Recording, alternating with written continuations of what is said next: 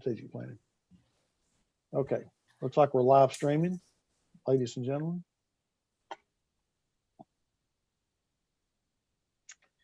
And we need a city attorney.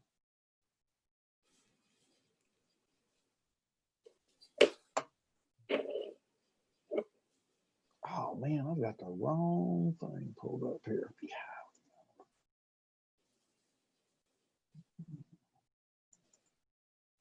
Okay, there we go.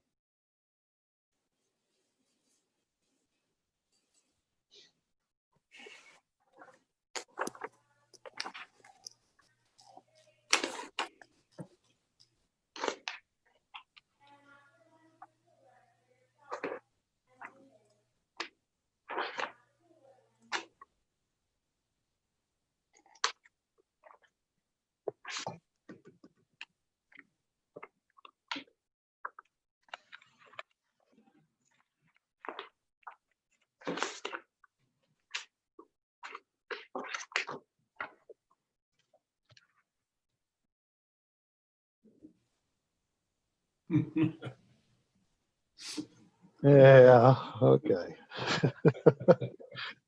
Well, day's still young, Councilman. The day is still young. Hey, Chip, Yeah, yes, sir. the bees coming. You know, I need to check them to see what the honey flow looks like, but man, they're loaded with bees. I know that, and Good.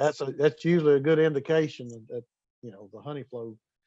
But you know, the one thing that really hurts bees though is, believe it or not, is a wet spring. They're not able to forage, you know, after a rain. So, and we've had a lot of rain. That's the only thing I'm a little concerned about. But other than that, they look healthy. Good. I just need to get in there and check see honey. what kind of honey I got. Okay, Miss Lydia, I've got 3:30. You want And still no city attorney, but that's all right. Oh, oh, where is he at? Go ahead. Okay. We're live.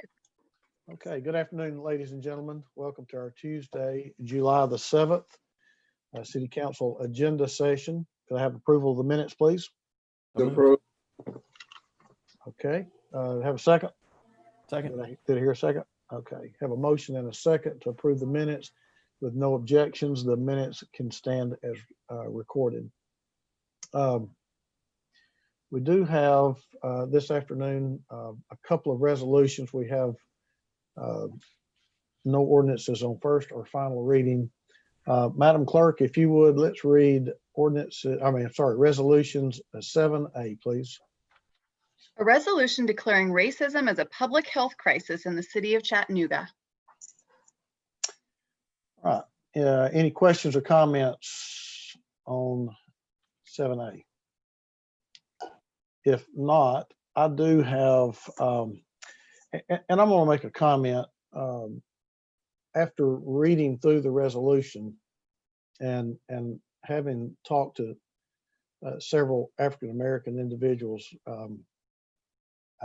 I'm not sure that we're given this due diligence. And I know we tried to have it in committee last week. We ran out of time and we really didn't address this. My concern is that we're not giving it the prominence that it needs. And let me explain, council, just a little bit about what I mean. I know when some firefighters brought to me the concern over the dangers of carcinogens in the fire department, and particularly with having just one pair of turnouts. We had, when I was public safety chair, we had public safety committee hearing on the dangers and of that of not having two set of turnouts. And as a result, and having some experts come and speak about it, was able to actually do something, was able to produce some results, and was able to set aside some money in the budget to address that, so that we were able to have the second set of turnouts. I think with with racism being a public health crisis, I think there's more that we could do than just sort of declare that it's a health crisis.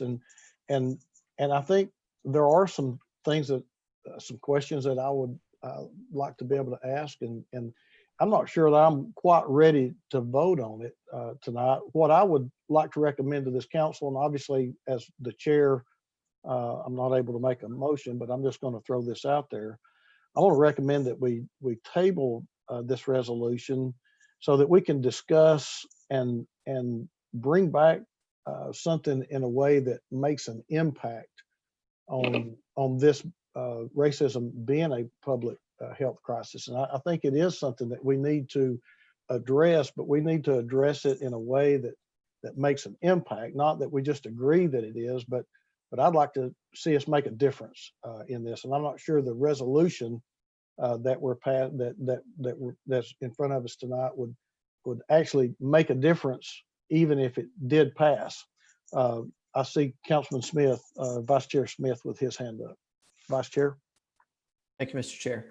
That's an interesting point. I've gotten a lot of calls as well, really just asking questions for the most part about what it really is about. And that's probably because a lot of people, if they just saw it in the news, they didn't go and look for it on the site and then pull it up and actually read through it and see what it was really about. There's a lot of data supporting lack of health care and issues such as that that have negatively impacted predominantly the African-American community. But I think there's still a lot of people that don't fully understand that. Matter of fact, I know that there are. So that's an interesting point, and some of the data that we really weren't able to discuss when we had this in committee to show and to tell people and to raise awareness, which ideally that's what this is supposed to do, not just to put it on here and pass it and just let it go at that, but to actually bring more awareness to what areas and what segments of our community are truly negatively impacted. You'd think it was really clear to say in racism, as bad as that is, but you don't necessarily think health is part of that because you may not fully understand how that impacts a number of people in our community. So that's a really interesting point. And based on the questions, I think there's a lot of people that don't understand it. I don't know what the sponsors of this may be interested to do. But I would actually love to hear, as in a full meeting setting, somebody come and speak to this council that understands some of these issues a lot more as to how our more marginalized areas of our community really are suffering from lack of health care and where that could and has been tied to racism. So I appreciate you bringing that up, because although I'd had questions, I hadn't really thought about it from the standpoint of really an educational piece that maybe if more people are asking for this council to actually hold that type of thing, so that it is a community education thing as well.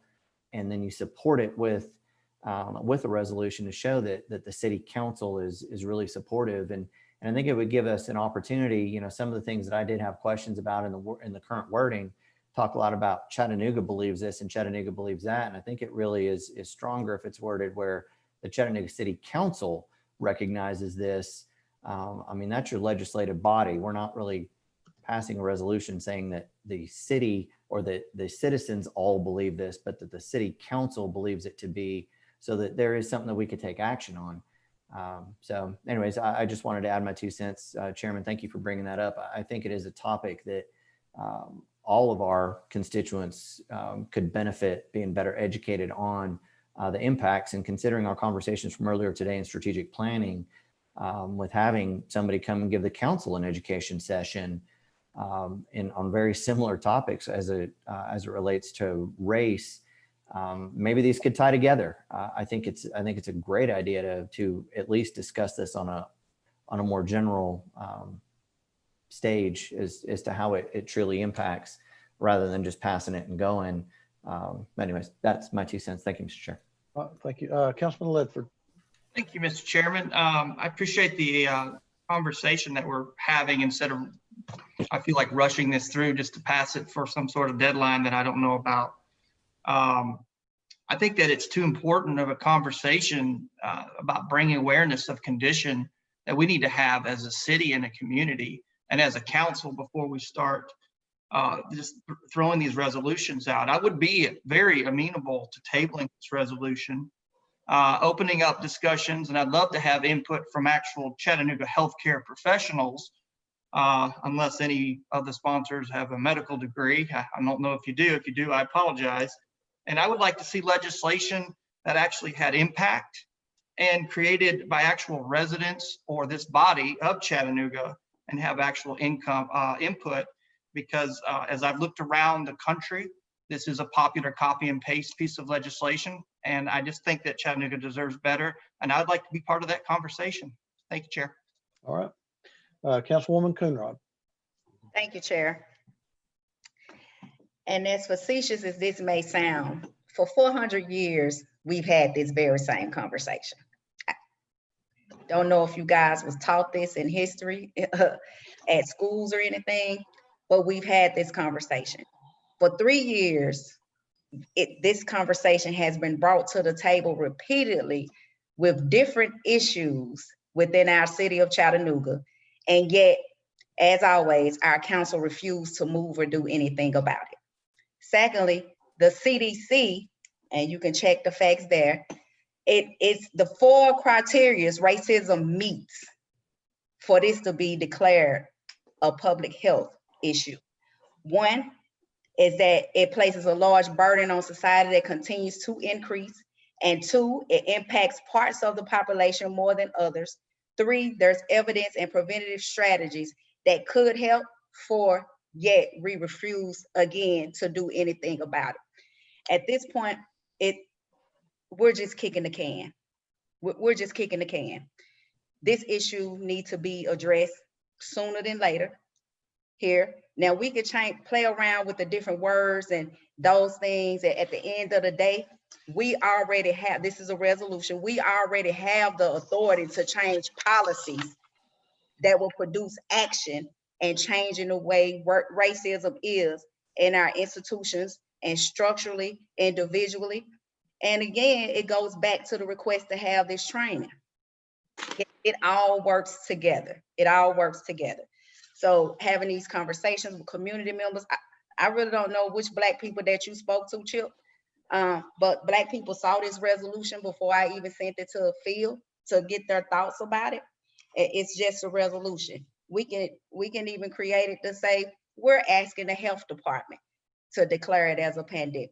However we choose to do it, at the end of the day, the bottom line is that council have the authority and the ability to act in action to change policies, to change the charter, things that are embedded that continue to perpetuate racism. That's what this is about. So that's where I am. Councilman Gilbert. Thank you, Chair. I did read it, and I told them I agree that there is an issue and concern about the African American community where resources are not there. When it comes to stores where we cannot provide the nutrition that we need to stay healthy. Or if we do have a store to provide it, the cost of it is so high that we can't afford to purchase it. That causes a problem with African Americans. You know, African Americans are known more so have diabetes and heart failure, more so than Caucasians. So there is a problem, and I think the resolution is bringing people to understand there is an issue, there is a concern, and I think city, we need to look at it even after we pass this, that we can or not, or we can start looking for what can we do to make it work? What can we put in place to help in the areas that need the help? I would love to hear more so from Councilman Mitchell, because I know he's part of the resolution, and see what his thoughts is about this. Because I know he's been around, and he's been always looking after the people, the underdog, the people that are poor. And I admire him for that. And I think that this is something that It's just making people aware. People know it, but they don't know it. And I've been going around like for racism and things of that nature. There's been racism for years, for centuries, but we know it, but we know it or we don't talk about it, so I think it goes away. But really, it doesn't go away. We need to have solutions to make a difference in people's lives. You know, my father, he taught us not to be prejudiced. And if anybody could have been, he could have been him when he got shot in the head with Ku Klux Klan, when he got a cross burned in his yard by the Ku Klux Klan, and they asked him to come out there so he can kill him. He didn't tell us about that until we were 30-something years old. He said he did not want none of his kids to know what went on because of prejudice. But we got to educate our people. We have people out there that don't understand what is the need. They really don't. I listen on TV and I hear people say certain things, and they just don't really understand the need. And I think that we need to start trying to educate them of the need of people of color. Thanks. Thank you. Councilman Oglesby. Thank you, Mr. Chair. I'm along with my colleagues so far, Councilwoman Kumrai and Councilman Gilbert, this is something that we've been tabling for centuries. And every time we try to create something, it's about, let's talk about it some more. And we've been talking and talking and talking, and we're still where we are right now. This resolution, as I see it, can open up those conversations and continue to emphasize problems and issues that exist in our country that we just simply refuse to do anything about, but just continue to table it and continue to talk. You know, my background, I'm not a medical director, but my background is hospital administration. But at the same time, most of the stuff we voted on is out of the scope of what many of us are educated in. Engineering, we got one great lawyer on our team. So the fact that we may not be professionally, quote unquote, trained in these matters does not mean we are not aware of it, particularly from my experience that I have shared before of plight and that I have experienced as a young African-American, now someone who has been around. But these things, it's a resolution.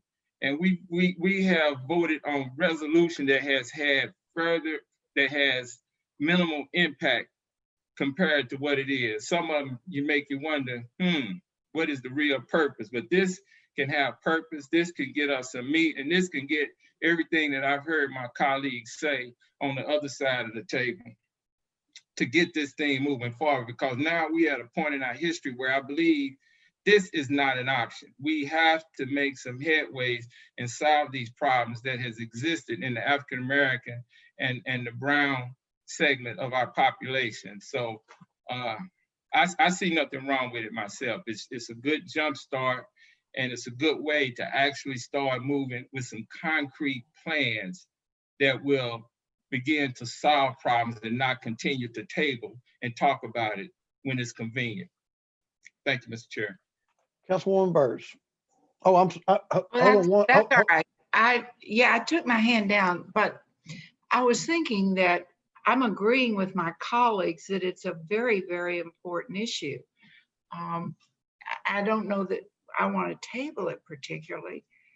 I'm wondering, when you talk about bringing education sessions forward, several years ago, the Mayor's Council on Women did a study on just this, talking about preventative health care and the impact that it had on the community of color, or the lack of preventative health care.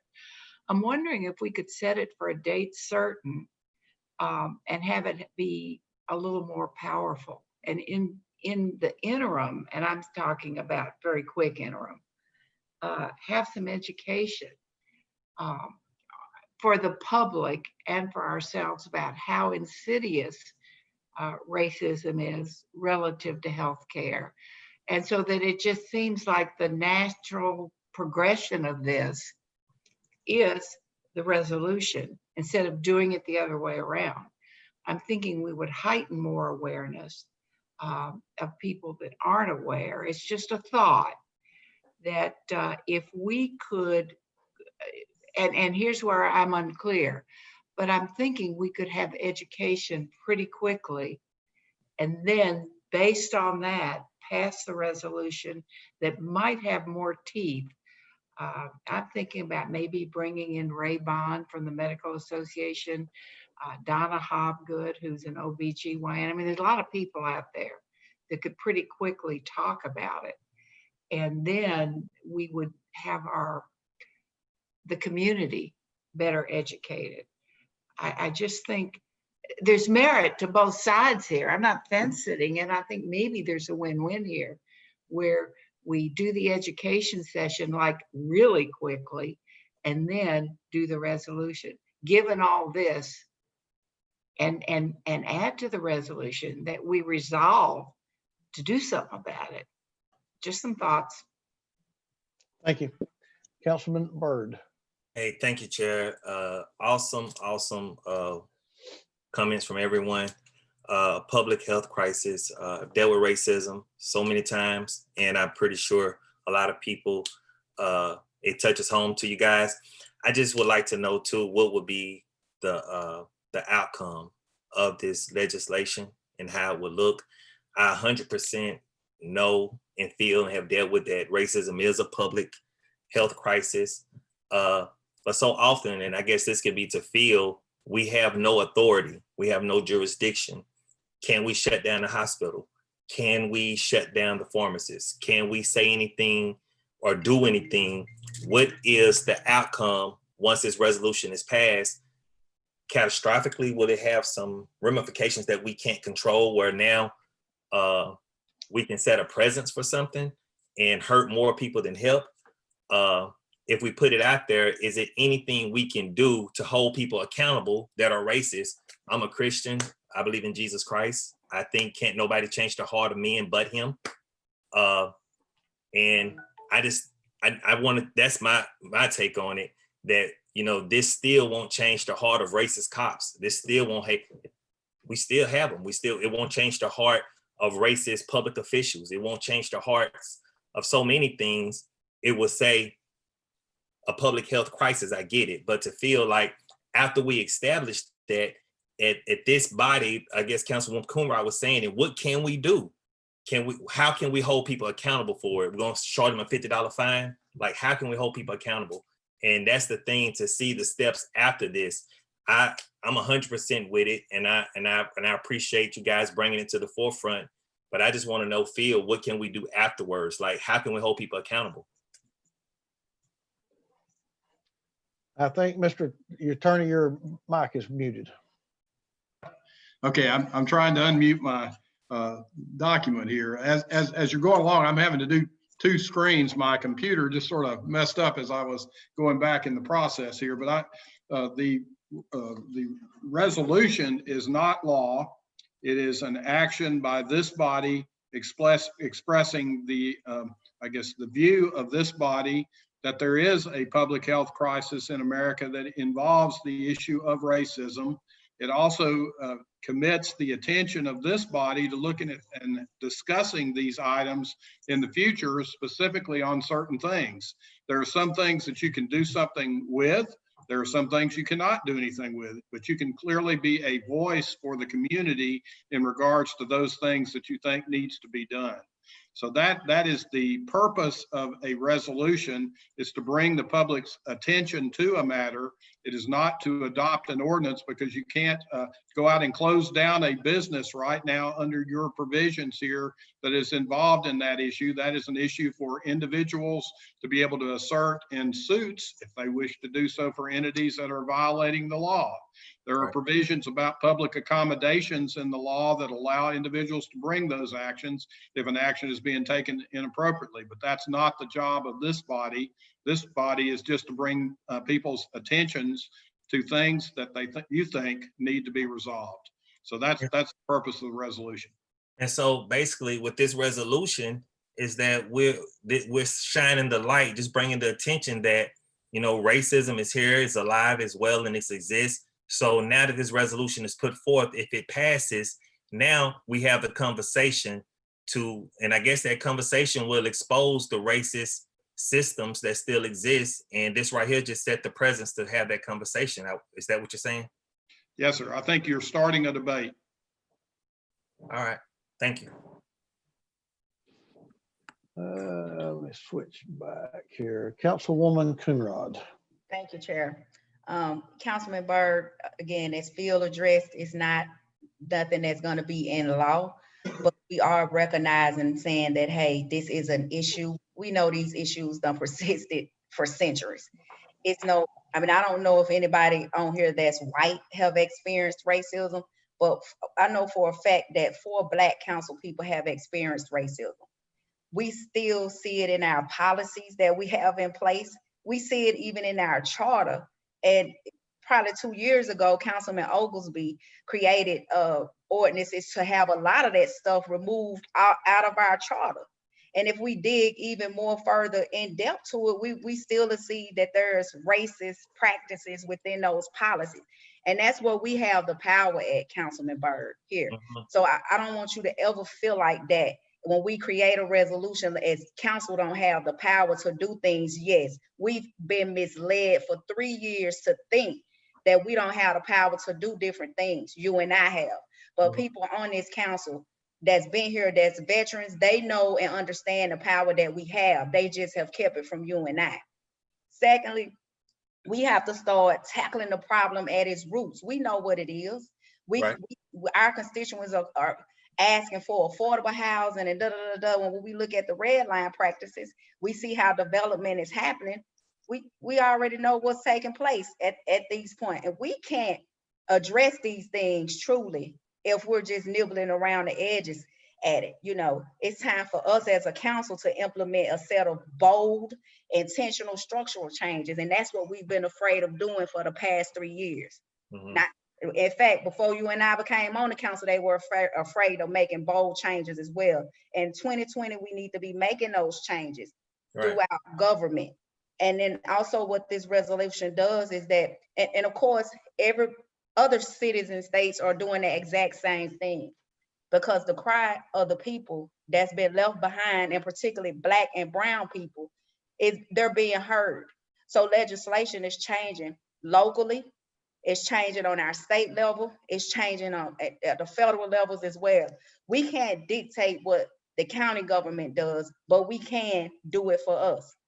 And as you said, Councilwoman Byrd, like you say you're not straddling the fence, but you're straddling the fence. Like we gotta stop trying to, cover up and want to appease people because we don't want them to feel some type of way, when the issue is that exactly what it is. Racism is a public health issue. It's a crisis. You have 2 grandsons that are biracial. It's a health crisis, what we're in. And we no longer can continue to live like that. And I just don't think that it's necessary for us to have an education session about it. We've had 400 years of it. It's time for us to enact something so we can continue these conversations. When we had that budget education session, we made sure to let our constituents know, oh, this conversation is not gonna stop here. Well, guess what? This resolution shouldn't stop here. Thank you, Chair. Councilman Mitchell. Thank you, Mr. Chair. This is what last week I asked about, a conversation with the council, and it's unfolded right here before my very eyes, and it was a great one. Thank you. I can't speak for anybody else, but I find that thinking through all this, first time Councilperson Coonrod spoke, I heard her mention strategies, and I was like in a similar place as some of the rest of us that said, well, what does this really do? What are we really doing? I know what we're saying, but what are we really doing? And I want to be a part of something that is being done, not talked about. But as this conversation unfolded, I found myself straddling a fence. And I'm just going to say right now that I'm going to trust my 4 African-American brothers and sisters, and what they just said was powerful enough for me to go with them when it comes time to vote for this. Thank you, Mr. Chair. Thank you, Councilman. All right, any other comments on this item? If not, we'll move along. Miss Lydia? 7B, please. A resolution to confirm the appointment of D. Visser to the Police Advisory and Review Committee for District 1. Any questions or comments? Okay, I see no hands. 7C, please. A resolution authorizing the mayor to enter into a premises use agreement with Chattanooga Flying Disc Club Incorporated in substantially the form attached for disc golf courses at city public parks for daily use and tournament play for a term of 1 year with the option to renew for 3 additional terms of 1 year each. Councilman Byrd.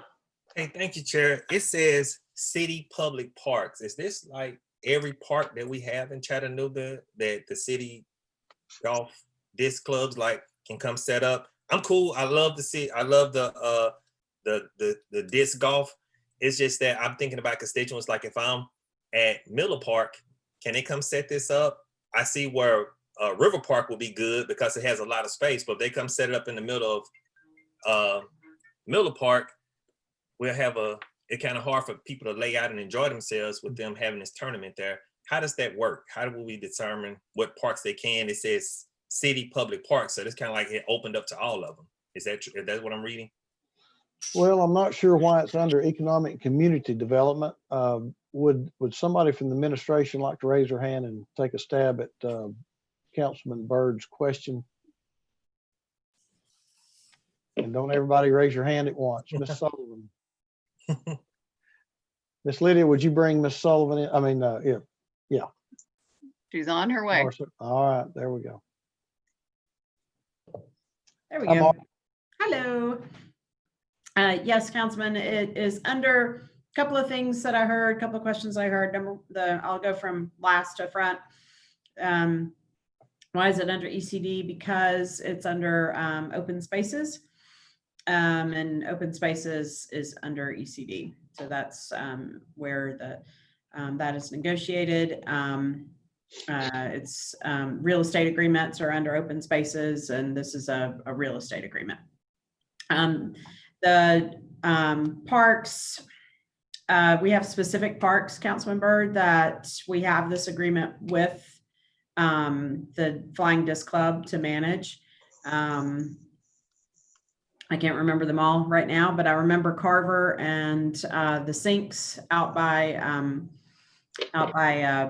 McCamey, and then another one at the base of Signal Mountain, because I've played all three. So I can remember those three. I think that might be the only three. And James Bergdahl in Public Works manages the agreements with the Flying Disc Club. So that's and it's spelled out in that agreement where they can have the disc courses set up.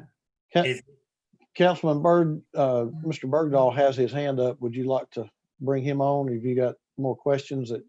That was just it. I just didn't want it to be so kind of open-ended to where it can come that they can just like set up in Miller Park, or set up in parks. So I just wondering why we didn't have the parks named. And then when you say Carver Center, that's the land behind Carver Center? Yes, sir. Okay. Have you not played it before? It's great.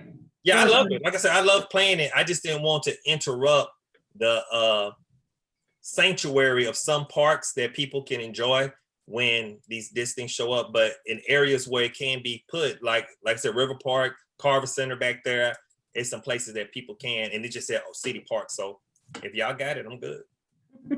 Thanks. No further questions? No, sir. All right. Thank you, Mara. Thank you.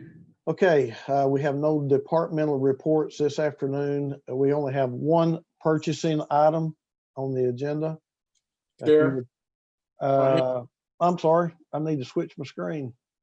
Councilman Gilbert. Well, since the gentleman is there, can we have him come up and he can give us a list of the park we're gonna be at? If you'd like to hear from him, I'll bring him up. Yeah. James Bergdahl. Miss Lydia. Yes, sir.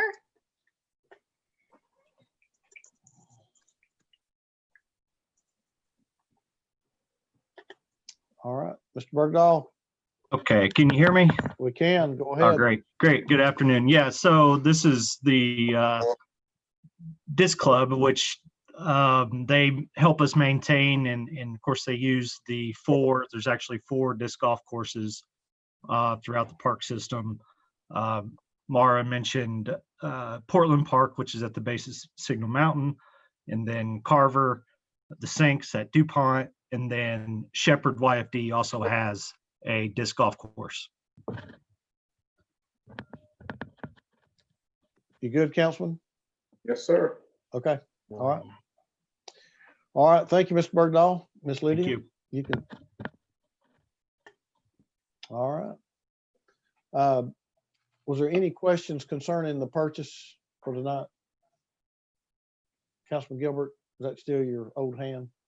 Old hand, sir. You know I got old hand. All right, if you would take a look at your July the 14th agenda. We have taken, let me see here. Mr. Attorney, Yes, sir. let's see, let me find it. What item was that we were going to have removed? I believe it was, at least on the 14th, it was item, I believe it's 6G. Let me double check and make Now, I sure. have a 6K that's a fee schedule for golf courses. Is that the one that you were referring to, Councilman Mitchell? That was one question. Yes, sir. Councilman Mitchell, you're muted. Oh, sir. you're I don't know muted. if you You're noticed that. muted, Councilman Mitchell. I'll just see that now. Probably helpful when I'm muted. Yeah, 6G is the planning item that Councilman Ledford said he'd asked for it on the 28th. And then you get over to K, Yeah. which is on the 14th agenda, but also in the items for future consideration. So we could go over that in Public Works and Transportation. Okay, all right, we'll go over that then at that time then. All right. And then, yes, sir. Also, the G item 7G is the River to Ridge. And I think that was one of the items you were talking about. Yeah, we're going to move that to the 28th. Yeah. All right. Councilwoman Coonrod? Thank you, Chair. 6E, it's in District 8, by Highland Park Neighborhood Association consists of District 8 and 9. And they have they're against a lot of them. So I don't know, and they wanted to have a letter read before this vote takes place. Okay, that's on the 14th? Yeah. And that's 6E? E. Okay, all right, so that is a planning item, which we will go over in zoning and planning and zoning today. Okay. But there will be a public hearing before each rezoning so that they will have an opportunity to speak or read the letter before that time as well. Okay, thank you. All right. Okay, any other questions regarding the 14th? If not, future considerations, if you would take a look at that. And any item on future considerations that you want to raise or question at this time.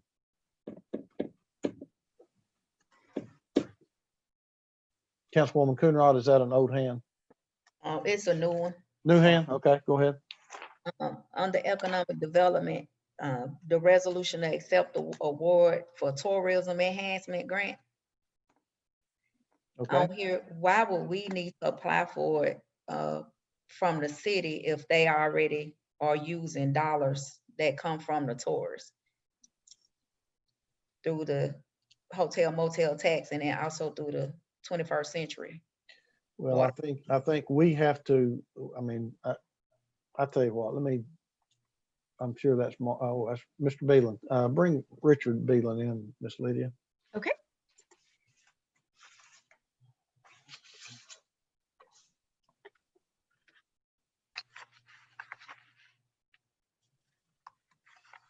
Mr. Beelan? Let him unmute his mic. Yeah, you're still there. Well, Hey, now, here we go.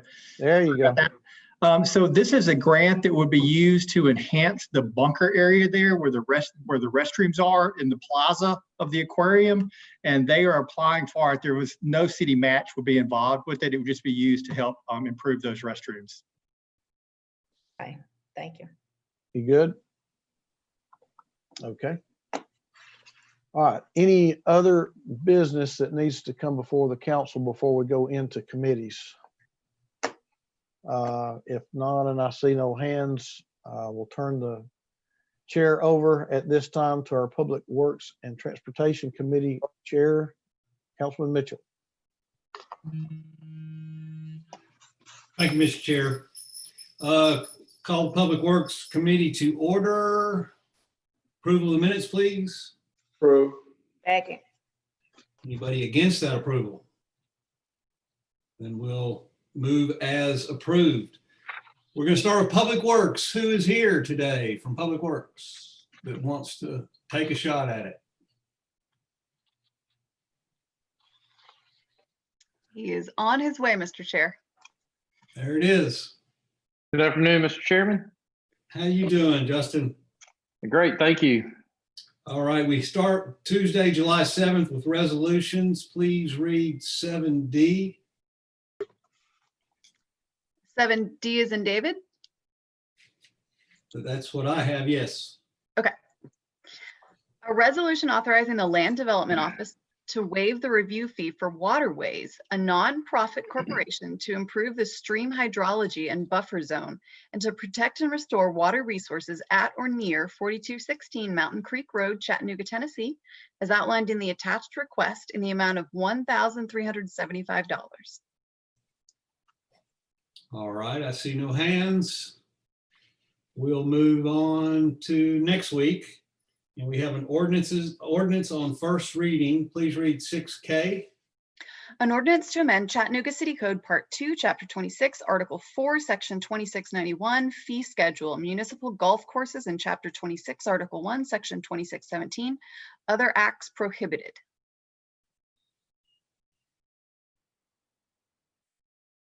Well, I see no hands.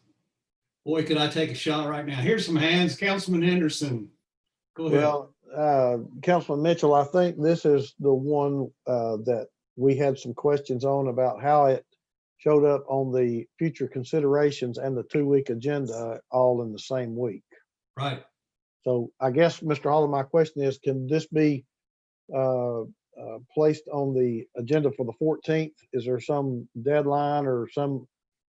Mr. Chair, this is on the 14th. Oh. The question is, do we want to move it to the 21st? 21st. I'm sorry. You're correct. Yeah, the 21st. Mr. Chairman, and we are prepared to move this to the 21st. So that was, it is on the 3-week look ahead in our in a future consideration item. And so we did intend for you to see that in your strategic planning session prior to appearing on the agenda, and plan on discussing it today if you'd like, or we can discuss it in the next agenda meeting. But this item is from a consultant study, which we presented to you previously several weeks ago. Now, Mr. Bergdahl had presented, actually when we were in session, live and in person, we presented some options, and we put together a fee schedule that is a slight increase in golf, our municipal golf course fee over the course of 2 years. So we have a slight increase this year and a slight increase next year. It still retains a city resident discount, and a city employee discount is being added for those city employees who are not residents. But it is a small increase. We still are most notably maintaining our junior 9-hole green fee of $5, which is a remarkable green fee and opportunity to promote golf in and around those golf courses throughout the city for young golfers. I'll be happy to take any questions. And actually, Mr. Bergdahl is on the call. He is prepared to discuss this if you have questions about it, or we could wait until it appears on the agenda again. I have a question, or I have Councilperson Coonrod that would like to speak? Old hand, sorry. Oh, hold Yeah, that. it was an old hand. Well, I see no questions. I don't have any questions about it either. I had a great year with COVID at the public golf courses we're operating. Actually, sir, we've had our revenues have been fairly strong. The golf courses were closed for a short period of time when COVID initially was a larger concern. We've since figured out some ways to sanitize the carts that people were riding in and the clubhouse. So we've socially distanced. It's a great sport to socially distance. We feel like we've taken all the measures that are appropriate in the golf community to reopen safely, and we feel like we've actually had a pretty good year with considering that we really only had a month of some heavy rains, but both golf courses have done fairly well. We do have, in the following years, we have some capital improvement projects for our sewer system that are going to impact revenues again, as they have in the past. We've had 2 major sewer projects at Brown Acres, and we plan on having a major sewer project. We're relocating a pump station that's in the middle of the Brainerd golf course. We're relocating it closer to the first tee box, so there'll be some interruption. We expect revenues may be affected. We don't really know how to anticipate that. Brainerd is a very strong golf course. It's very well maintained, and their revenues have been have done very well this past year. Do we close out the fiscal year out on those golf courses June 30th like the rest of the city? Yes, sir. Same Did we fiscal make any money schedule. last year? I believe we Not that we're supplemented. supposed to be making any money, but did we show positive? I may have to defer to James for a more accurate answer. We may be able to come back with you with some financials, if that may. I think that's probably a better idea, is to get you some more accurate information. Yeah, on financials. I'll take them Yeah. offline, and if someone else wants them, they can let you know, but I'll just take them offline. Yes, sir. All right, thank you. Thank you. Anything else about the golf courses? All right, so we'll move to resolutions next week. Please read 7H.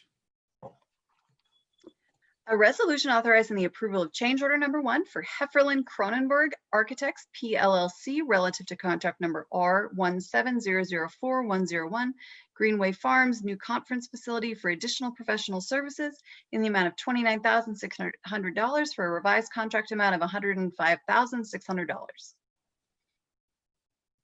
You okay, Councilman Smith? Very good. Thank you, sir. All right. I see no hands. Looks like, let's see if we got anything, future items. There was a Public Works talking about a one-call design and plan production. Any questions on that, on the future consideration? And of course, we just went over the golf courses. So I believe that's it, unless there's any more questions for Justin. Thank you very much, Justin. Have a good day. Thank you, Mr. Chairman. Thank you, council. All right, we'll move to transportation. And we have a couple of resolutions. It looks like on the 14th, who's coming up? It looks like Eric. Does that sound right? If it's right for them, it's right for me. All right.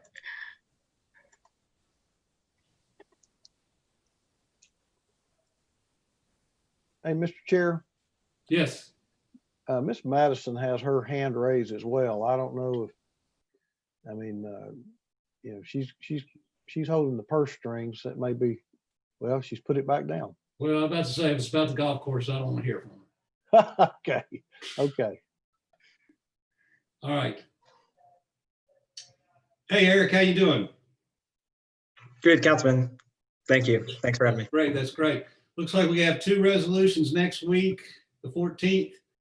Please read 7I. A resolution authorizing the administrator for the Department of Transportation to apply for and, if awarded, accept a Land and Water Conservation Fund Outdoor Recreation Legacy Partnership Program grant from the National Park Service to construct the Alton Park Connector with the city's contribution not to exceed $1,515,000 for an amount not to exceed $1 million for a total amount of $2,515,000. All right, I see no questions. Now, this is one of the transportation items that were on the future outlook, Mr. Chair, that you wanted us to cover today. Make sure, so that one has made the agenda. I see no questions. Everybody okay? We can move on to 7J. A resolution authorizing payment of the payment to the Tennessee Department of Transportation for the City of Chattanooga's share of an agreement with Arcadis US Incorporated relative to contract number T15035 for professional construction, engineering, and inspection services associated with Chestnut Street from West 4th Street to the north of Aquarium Way and Bailey Avenue and from east of Norfolk Southern Railroad to Dodds Avenue in the amount of $45,717.57. District 7, 8, and 9. Everybody okay? All right, if everyone's okay, I do have an item on last week's future consideration that says enter contract for CEI for tip paving. And I was asked last week to get some information about that. What is that, Eric?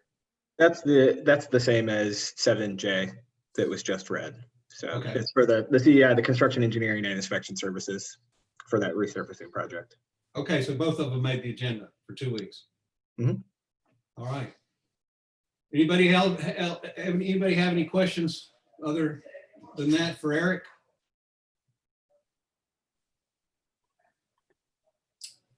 Thank you, Eric, very much. Thank you.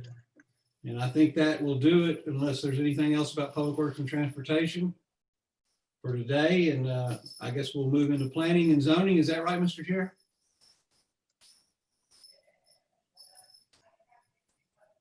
That's correct, sir. Thank you. Councilman Ledford will now take us to planning and zoning. Thank you and good afternoon, everyone. Welcome to Planning and Zoning for July 7th. Can I get a motion for the minutes approval? Move to approve. All right, thank you much.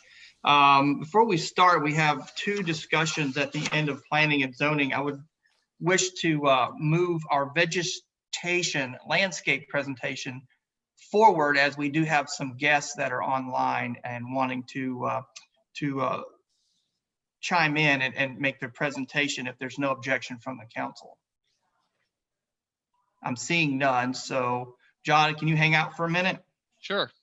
Great. Who's on? Lydia, can you bring in Glen Craig Yes, sir. and promote him to be able to share his screen, please? Yes, sir. So while we're doing that, each and every one of you on council did receive a kind of a mock-up proposal, kind of hard to see on screen here, but we thought it was important working with Mr. Craig and his staff to kind of put together a visual because a picture is worth 1,000 words. And I think it would be easier to try to understand. Now, understand that things that we're going to go over today and they're going to present, this is the start of this conversation. It outlines some of the value calculations, how we approach a new standard for protecting trees, a tree canopy, promoting vegetation. And this is something that does not exist right now in the residential structure code. So this is a good step forward, and it's definitely open for interpretation. It's open for dialect. It's open for debate. But I think that as you see the presentation come forward, these images will help try to paint the picture for you instead of just looking at some numbers on a page. So if Mr. Craig, are you in? I am here. All right. Hey, Glenn, how are you? Good. Good. Thank you for conversing with me and working with me to try to put forth some new standards for the city of Chattanooga that come out of the natural resource assessment that I think that the public would like to see better standards, and in some cases where we don't even have standards. And I think that's a big step forward. So Glenn, I'm gonna let you share your screen, and if you don't mind, walk us through some of this. Okay, we're going to present. My name's Glen Craig. I am a local landscape architect registered in Tennessee. And so what we've done is we've looked at the existing codes, and we're coming up with what we're calling the vegetative planting where steep slopes are disturbed. And currently under Article 9, Section 38 of the existing landscape code, 1 family, 2 family, 3 family on their own lots are completely exempt from any current landscape. So basically there are no requirements currently for any type of residential on any type of property, whether it's steep slopes or not steep slopes. There are a lot of HOAs that have covenants and certain restrictions in the city of Chattanooga that have put their own restriction or own plant codes, such as planting a street tree or a shade tree in the front yard. A lot of the existing covenants for homeowners associations have foundation plantings along the front of the properties, and they actually require screening, utility boxes, and things of that nature. So builders and homeowners currently do plantings. They understand the aesthetics of it, and they do follow certain rules, and so they kind of do their own planting. So they're familiar with having to actually plant plants, and I think they're willing, and it's part of what they want when they're building a new home. So I don't think you're introducing anything that someone would not want. What we're proposing is a basic landscape requirement where for a proposed residential housing on steep slopes that are 35% or greater. We would like to impose a requirement of a mix of different types of trees, shrubs, ground covers that could be used to help stabilize the soils where disturbed on those steep slopes. I don't know if everyone has in front of them, or if you can see this page that we're looking at right now. This is where we kind of came up with this. And at the very beginning, it says vegetative planting where steep slopes disturb slopes of 35% or more or greater. And it brings in all residential zone properties that contain steep slopes. So what we're doing is we're looking at attached and detached type homes, single family homes and multi-family homes. We're breaking it down into lot sizes. And you can see on the left-hand side there, it says lot size. So if you have a lot size of 5,000 square feet, you disturb less than 1,000 square feet, which is in that middle column there, we're basically saying that there's no mitigation, there's no plant requirements. But once you disturb over that 1,000, then this kicks in. So we've kind of created this chart that goes down from 5,001 to 7,500. It's 2,000 square feet allowed disturbance without mitigation. Once you go into that 2,001 square foot of disturbed area on the 35% slope, then it kicks in that you're required to do some type of planting. The third column is a values column, and we based that off of square footages of a class 1 and a class 2 type tree. And I'll get into that a little bit later, and that's based off the existing landscape code. Now, as far as the second line down, the attached building developments, where it says duplexes, we've broken that down into the square footages of the lots, and we've used the mitigation is a little different, but we've broken that into the square footages. So if you're on a 7,500 square foot lot, you could do up to 2,000 square foot of work within the sloped area before this would kick in. And then we have the coverage value that's a little smaller, but it's pretty much based off of tree canopy. Now, a lot of you will know that multifamily housing does have some of the code requirements for existing streetscapes, buffers, and things of that nature. But when it comes to the individual home, there are no requirements for that. So when you're developing a subdivision, the developer might have to come in and put a streetscape at the entrance or something of that nature, or buffering between zones, but there is no other requirement regardless of the slope. So if we can go to the next page. The trees are classified, and this is taken off of in Article 9 of the landscape provision. And we have, under the existing landscape code, we have class 1 shade trees and class 2 shade trees. And it's based off of a certain maturity with a canopy size. And so we came up with what we're calling is a covered value or a canopy value. And for class 1 trees, we came up with 500 square feet. You can go to the next one. And then for the graphic. So for class 1, we've got 500 square feet of coverage. And you can see these trees will achieve a height of a height of 35 feet with a canopy spread of 20 feet. That's a minimum.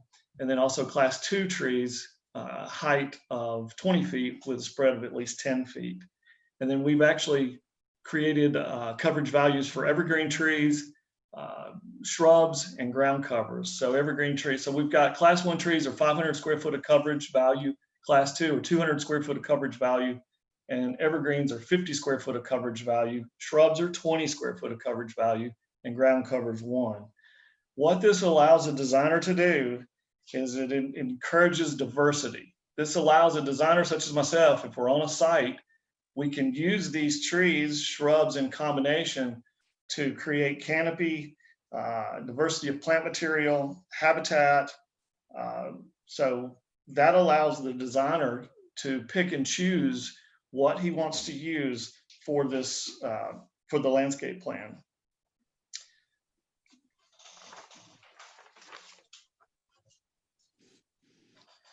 Another thing that's important to us is that we want to encourage landscapers, builders to save and keep existing trees that are on steep slopes.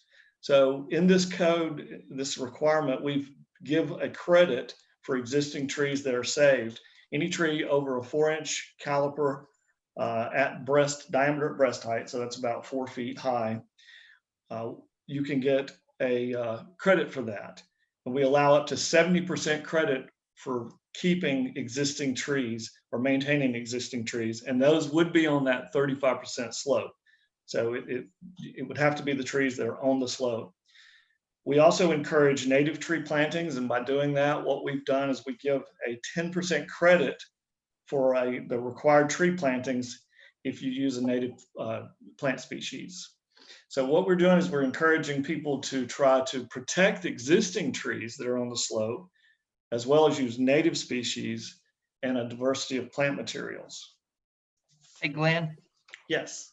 will you talk a little bit more about, when we were talking about the credit part, this is still not really formalized and locked down as ready to present, but will you talk about when the encouragement to leave the trees on a steep slope, the actual steps that we're thinking about taking to preserve those trees? Because we know we talked about removing debris and dead growth or whatnot, but will you talk a little bit about like actual physical steps in protecting those trees and maintaining soil stability?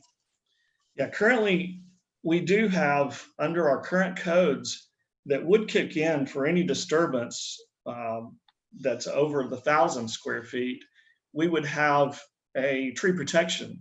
So any tree that's on the site that you're protecting, you'll have a type of tree protection fence, and that's typically put at what we call the drip line, which is the outer edge of the diameter of the canopy.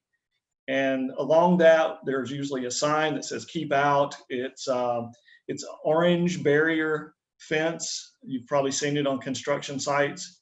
And so what we would require is that you put this barrier around this, during construction, around this trees for protection.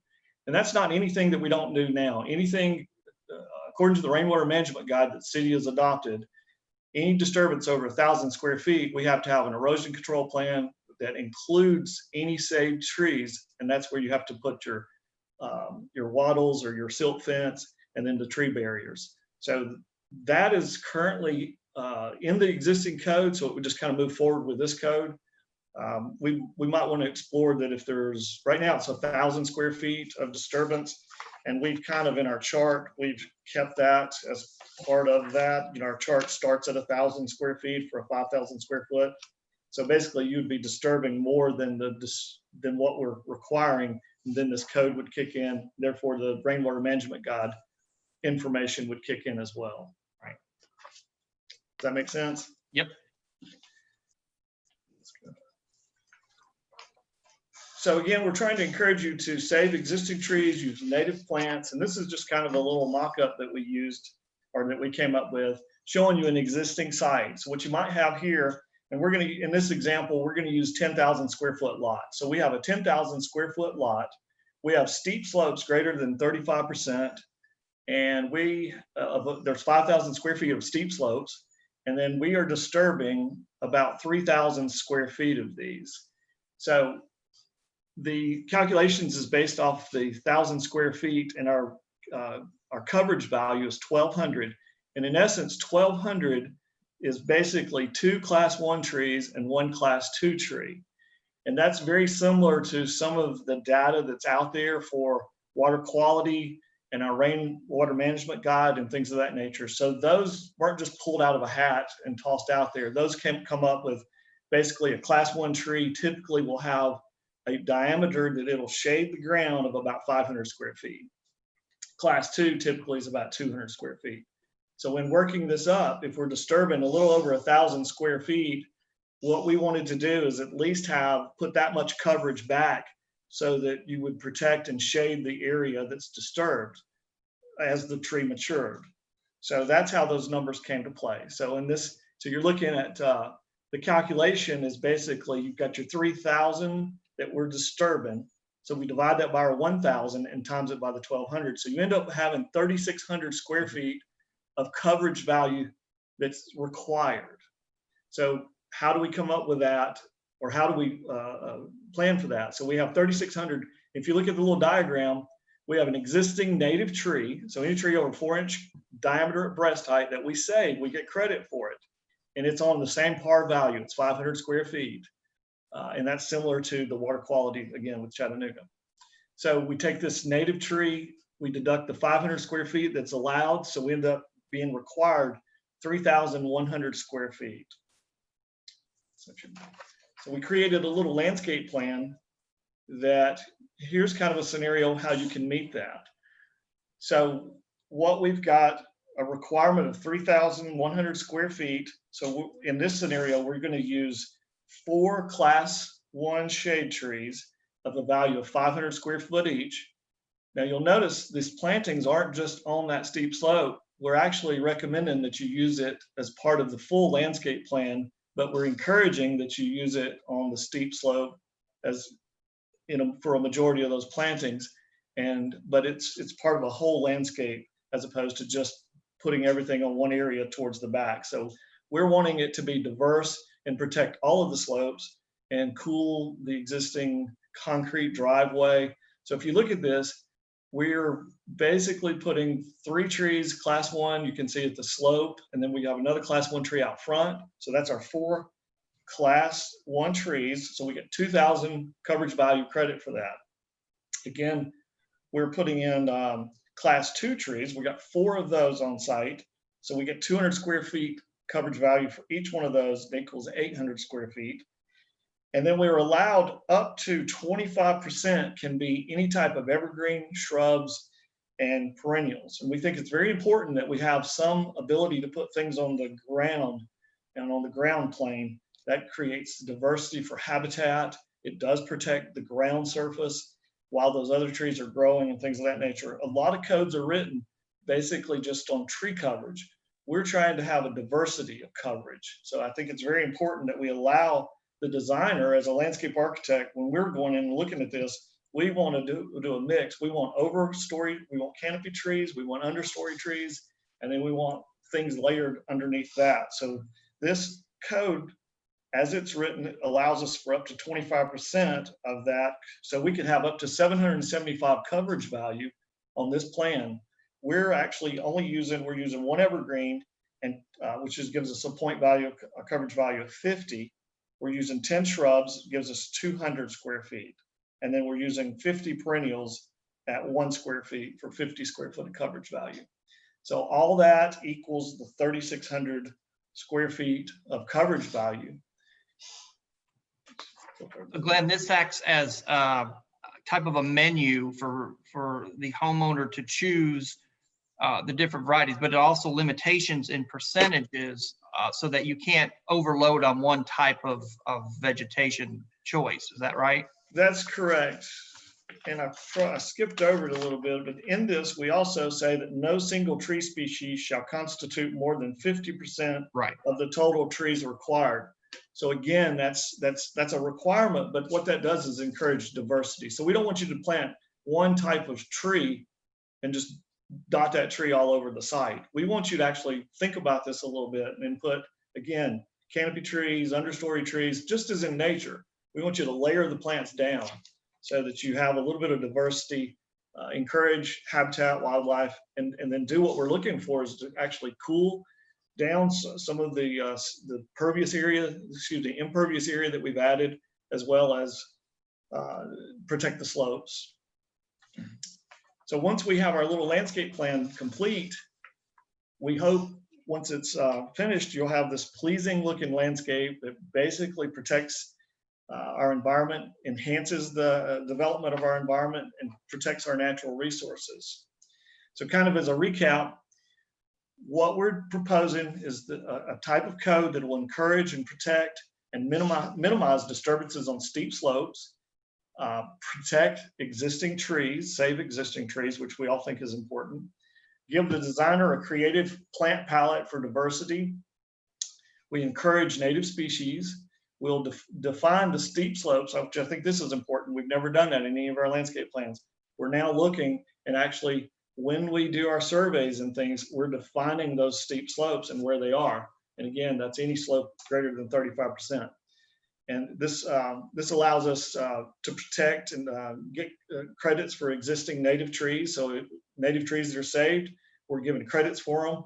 And so we're trying to protect those existing trees. We are using a mix of plant palette, different types of vegetation that covers more ground per square feet for erosion control and soil stabilization, and not just a numbers method where you're just applying a tree and a tree and a tree and a tree just to meet a certain calculation. So we feel this is more diverse for the landscaper, and it'll be a much more aesthetic. It's also a formula, again, that provides the flexibility that allows us to do different type of tree conservation and plantings. Glenn, how easy do you think this will be for LDO to enforce? I mean, it seems like if you see the plan, you make a site visit, you can go pretty easy, 1, 2, 3, 4. Yep, you got it. Is that something that we see any issues, you think, with enforcement? I don't think so, because as of December the 14th or December the 1st, the rainwater management guide is going into full force this year, full effect, and it does not separate residential from commercial. And so it is any lot that's disturbed over 1,000 square feet, you're supposed to have a land disturbing permit. So that would kick this in. So if you're going to get a land disturbing permit, you've got to take it one step further. If you have these steep slopes, you've got to provide a plan that shows that you're going to protect those steep slopes. So I don't think it would be anything different than what we're doing now. And again, now that they're enforcing the rainwater management guide on residential, this is the first time we've ever had to do that. Normally our rainwater management guide, although it's been in effect for 8 years now, has never been enforced upon residential. But now when we actually go in and we're starting to do designs for clients, when we go online to do the permitting, we have to follow the little punch list that's online. And so when we put in that it's over 1,000 square feet, or we're putting in a certain amount of impervious area or disturbed area, it kicks it into what's called a complex design. And then we have to keep going forward and filling all the stuff out. So it's going to go to them just the way it is now, and then the enforcement can pick it up once there's a land disturbing permit. Understood. Great. I see Chairman Chip Henderson has his hand up. Are we ready for questions at this point, Glenn? Are you? Yes. Wrapped up? Okay. Chairman Henderson, you want to jump in? Couple of questions. One, I don't really understand the credit, which I'm sure is an incentive to leave existing trees, and I'm all about that. Yeah. If we can somehow stay clear of mass grading. Yeah. So I'm not sure how the credit is an incentive. I need you to explain that a little bit more. The other thing is the picture that's on the screen currently. We have landscaping requirements right now. So tell me how this proposal of tree canopy would look different if we didn't have this proposal that you just explained. How would this picture look different as a contractor, as a developer went in, and as we see so many times, they go in and mass grade, they just clear everything, they level everything, and then they go back and replant, whatever. So assume that this was cleared. How does this picture look different from what is currently an ordinance, and they would have to replant? Okay, the credit, I'll start in order, hopefully. And so we're allowing up to 70% of credit for keeping existing trees. So that alone should encourage people to try to work and stay out of these steeper slopes and save the trees, and hopefully work with the designers if they have a nice large tree on the site, or multiple trees in a combination, because they know they're going to have to come in here and produce some type of plan and do some more landscaping. They might be encouraged to save those existing plants. So that's why we're encouraging that, and we're only allowing up to 70% though. I mean, 100, so you're still going to have to do some mitigation regardless of how many trees you do save. So we're hoping that by giving a credit, they will try to protect those existing tree species, because you and I both know it's very difficult to plant a tree that's 8 foot tall when you can save a tree that's 4-inch caliber. It might be 20 feet tall. You'd much rather save that tree than put a new tree in.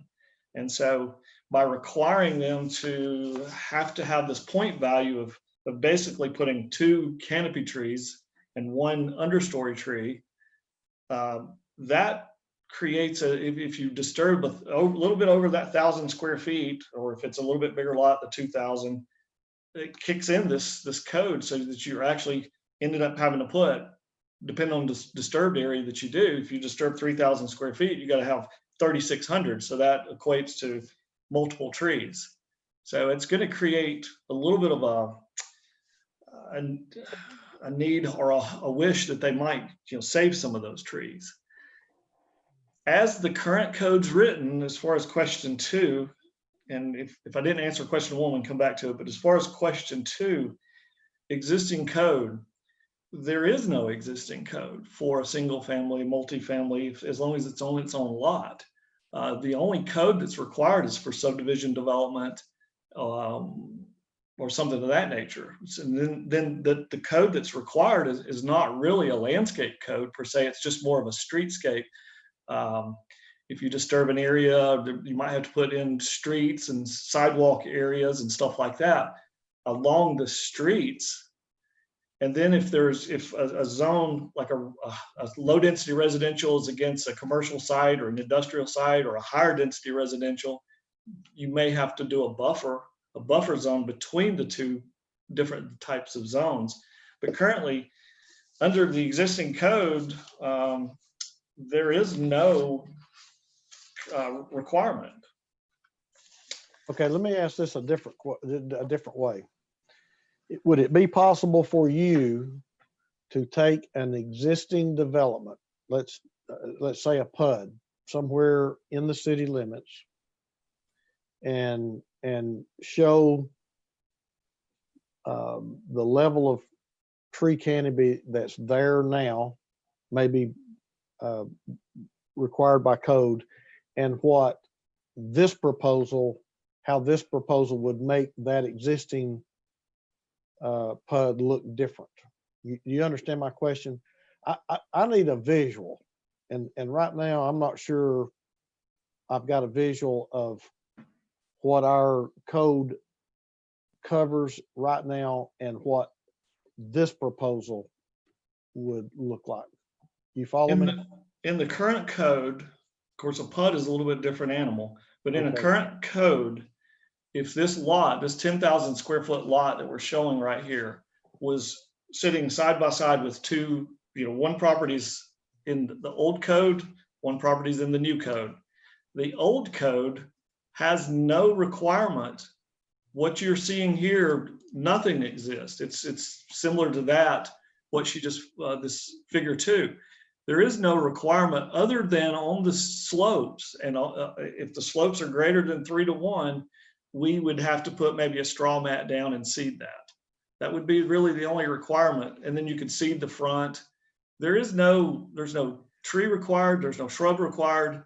There's Okay, nothing of that nature. That's for an individual lot though, correct? That's for an individual lot. So, but if you go into a subdivision, the only requirement typically for a subdivision is what that subdivision itself is requiring, what the HOA through the covenants are requiring. Now, of course, a lot of our covenants, Black Creek has a shade tree. One shade tree, you've got to have 100% your foundation coverage, and you got to screen the utilities and the HVAC. That's a self-invoked code. Now, the streets along there that you see, they have trees every 35 feet. Well, that is basically part of the code requirement. So when they developed that, they were required to put trees every 35 feet along the street, but there is no requirement at all for those lots other than what the HOA has created. So there is no city requirement, whether it's in a subdivision or not in a subdivision as an individual lot. Thank you. That help out, Councilman?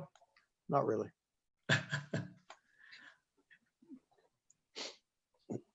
Councilman Mitchell, I see your hand, sir. Yes, thank you, Mr. Chair. Glenn, I'm sure you are. What is the state? We're setting this at 35% slope or greater. What is the state law? Currently, the city ordinance is 3:1, 33%. Anything over 3:1 slope requires some type of stabilization. That could be such a straw mat, a type of Propex type stuff that you lay down, staple it to the ground. Whether you plant seed on it or if you put types of plantings in it, it's your choice, as long as it's has to be stabilized. The state requires you to stabilize slopes that are disturbed. You have to do that within 14 days if you're not working on it. If you are working on it, you can continuously work on it, but once you stop working on it, you either have to temporarily stabilize it within 14 days or you have to permanently stabilize it. That's the only requirement. Now, that stabilization, again, can be seed, straw mats, mulch. It's not it doesn't say you have to plant a tree or a shrub or anything like that. It's just a stabilization. Yeah, and that's one of the things I've noticed, Glenn, is you went as far as perennials, but you don't have any percentage for grass, which I think a lot of folks are doing right now, at least in my neck of the woods. They're just putting grass back. Yeah, we actually excluded turf because we want to encourage you to use ground covers and perennials and not necessarily turf. Turf's almost a bad word in today's world because of the pesticides and the herbicides and all the things that you're putting on it. And then you have the runoff, and then all of a sudden it runs into the lakes and streams and you get the algae bloom and so on and so forth. And I'm sure all of you heard this over and over and over. So we try to limit lawn, but lawn is going to be one of the products that they're going to use to stabilize because it's the most efficient. Most people you'll see, like a lot of the subdivisions that we were just talking about, require that the front yards be sodded. Basically, the entire front yard has to be sodded, and then you can seed the rear or you can naturalize the rear. And that's the way most of the HOAs and codes are written.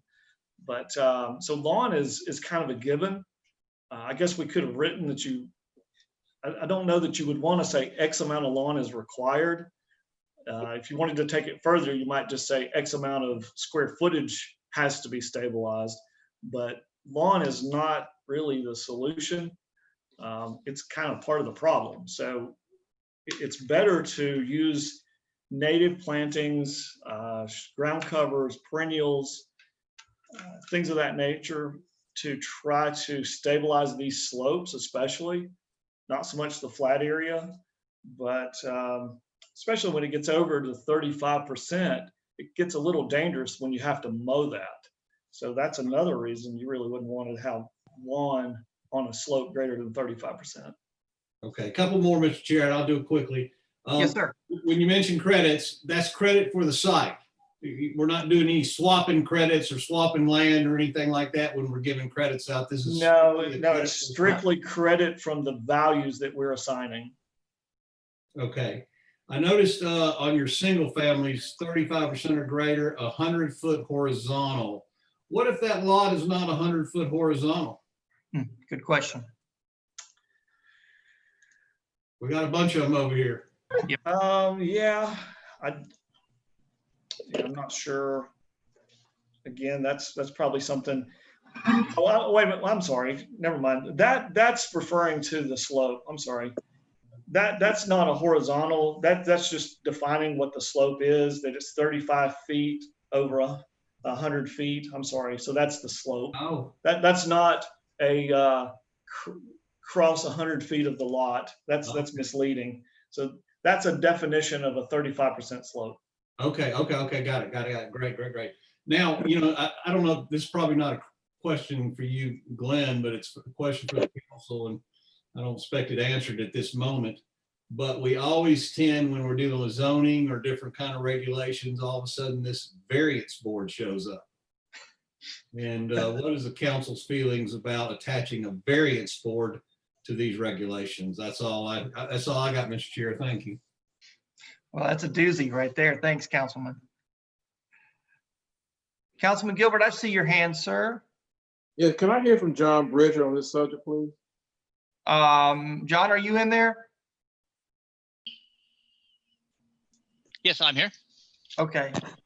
Yeah, what I would say is what he's presenting, you remember back based on our report, there are 3 key phases in the construction process. There's what I call pre-grading site design there, which is before you start doing your heavy grading, and there are standards that relate to that. Then there are standards and tools of accountability relate to once you start the construction process, right? And you're doing your site grading, making sure you have stormwater controls. And then there's a last phase, which I call is your site remediation. And that's where you're trying to replant based on what you cleared. And I would say what he's addressed is he's speaking to the remediation side of that. My only comment would be just remember there's 3 total phases in all this. This relates to one of those 3. Correct. This is, yes, I would agree with that. Thank you, John. All right. Thank you, Councilman Gilbert. I don't see any other hands. Glenn, thank you for making the presentation today. I'm sure we're going to continue conversation because this is very important, especially since we don't have any standards right now. So I think this is a first step forward, and I look forward to if each and every one of you would kind of take a look at that and get back with me on some of your questions and concerns or even improvements. That's what this is here for. It's to start the conversation, to involve each and every one of us, not just put forth something that that I think is good or two, 3 people think is good, but to involve everybody.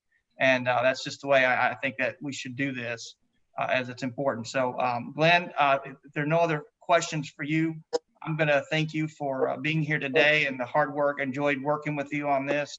And I think we'll move on to, we can either, Mr. Chairman, if you don't mind, we've got several items. We have 5 o'clock. I think we're going to be okay, John. Do you want to go ahead and get into our agenda items, or would you want to try to get Karen in and do our area 3?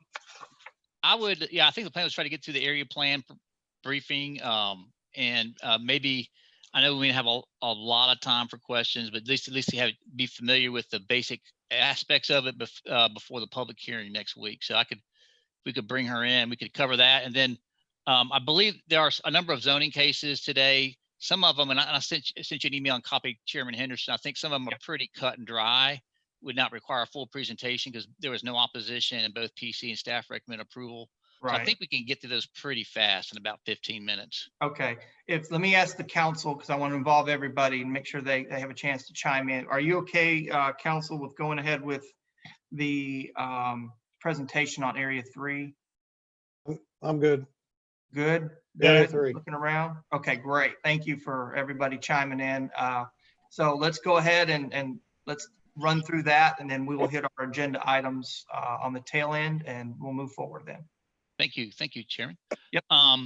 So if we could bring Karen Honey, I see she's getting added in. So I'm going to be very brief in my opening remarks, and I've already encouraged her to kind of cut out a couple slides so we don't run over. But all I just want to say is, again, thank you for this opportunity. As you know, this has been a long process. It's been about almost 2 years.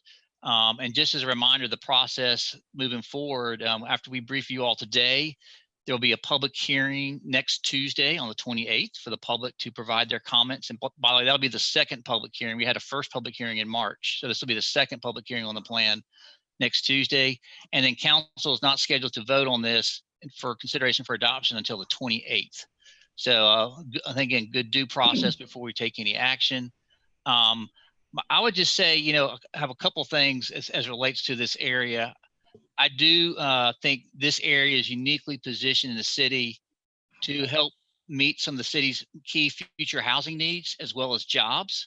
I think it's unique in that you have a lot of amenities such as transit that other areas don't share. And Karen will get into that in a minute in more detail. And you see that already taken fruit with some recent developments you've seen with housing. As you know, we got a number of cases, in fact, tonight or for next week that are in this area.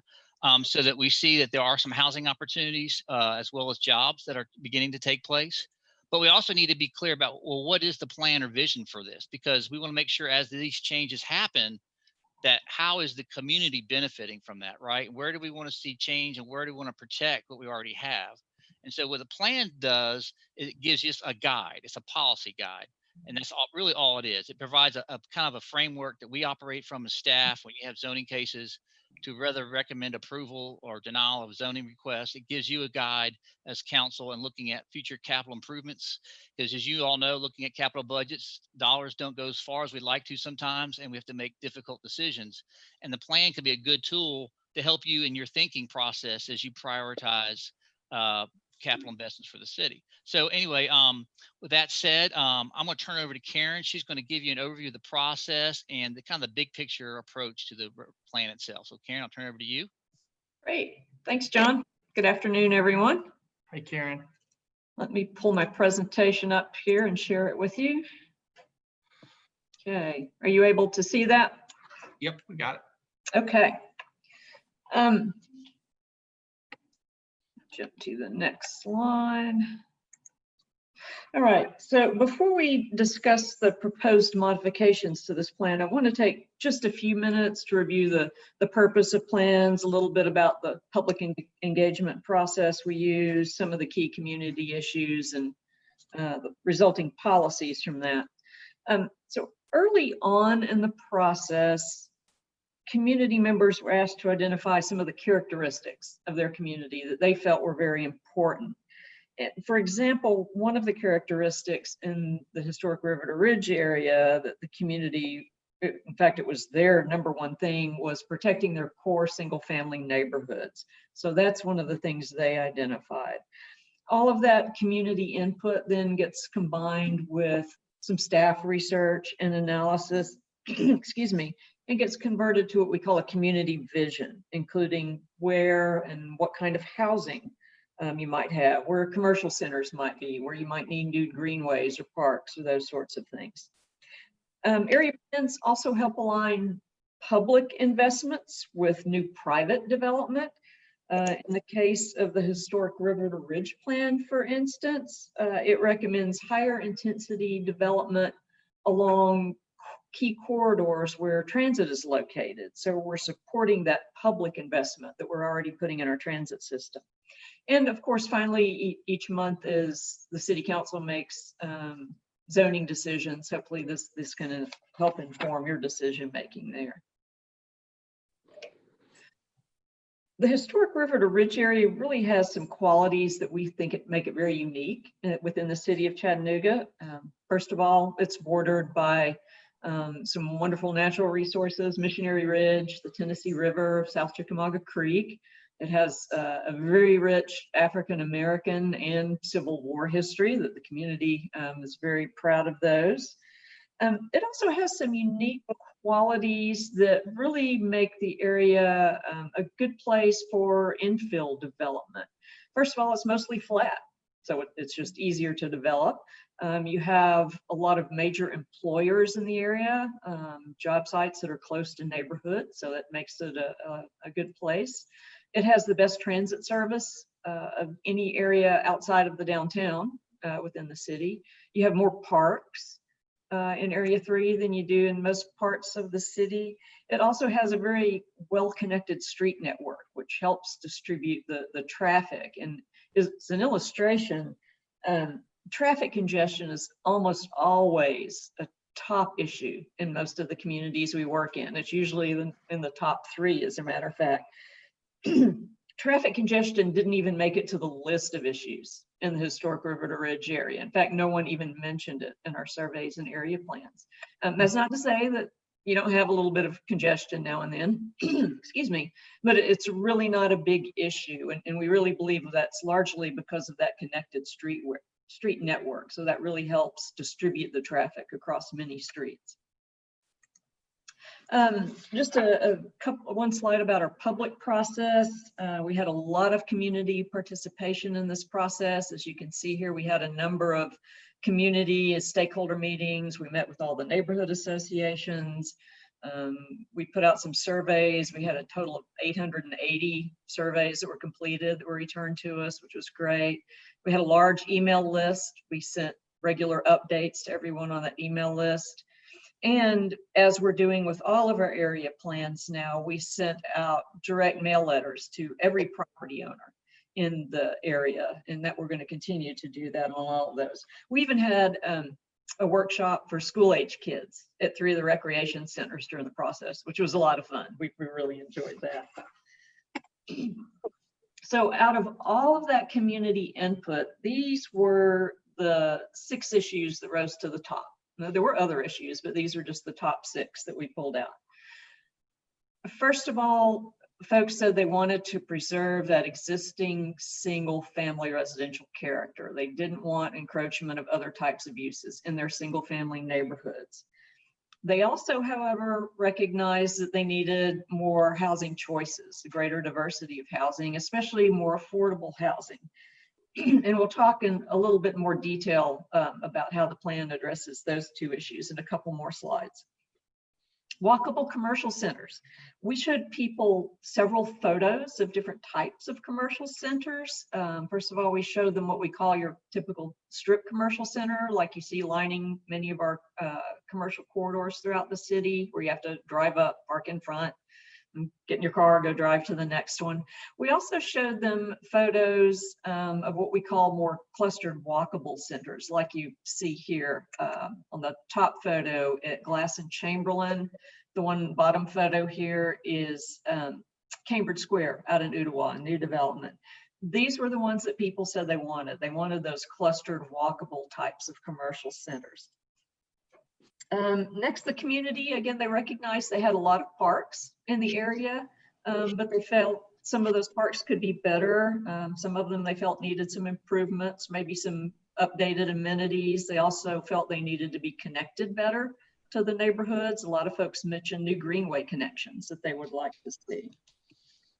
Safe pedestrian realm, while a lot of people mentioned it, it was the #1 issue for the school-age kids we talked to. We thought they would say parks and playgrounds, and they said they recognized, no, they said we already have plenty of parks in the area. We just don't feel safe going to them. We don't feel safe walking down the sidewalk or riding our bicycles to those parks. Oftentimes the the sidewalk or the bike lane is right next to a heavy traffic street, and they just didn't feel real safe there.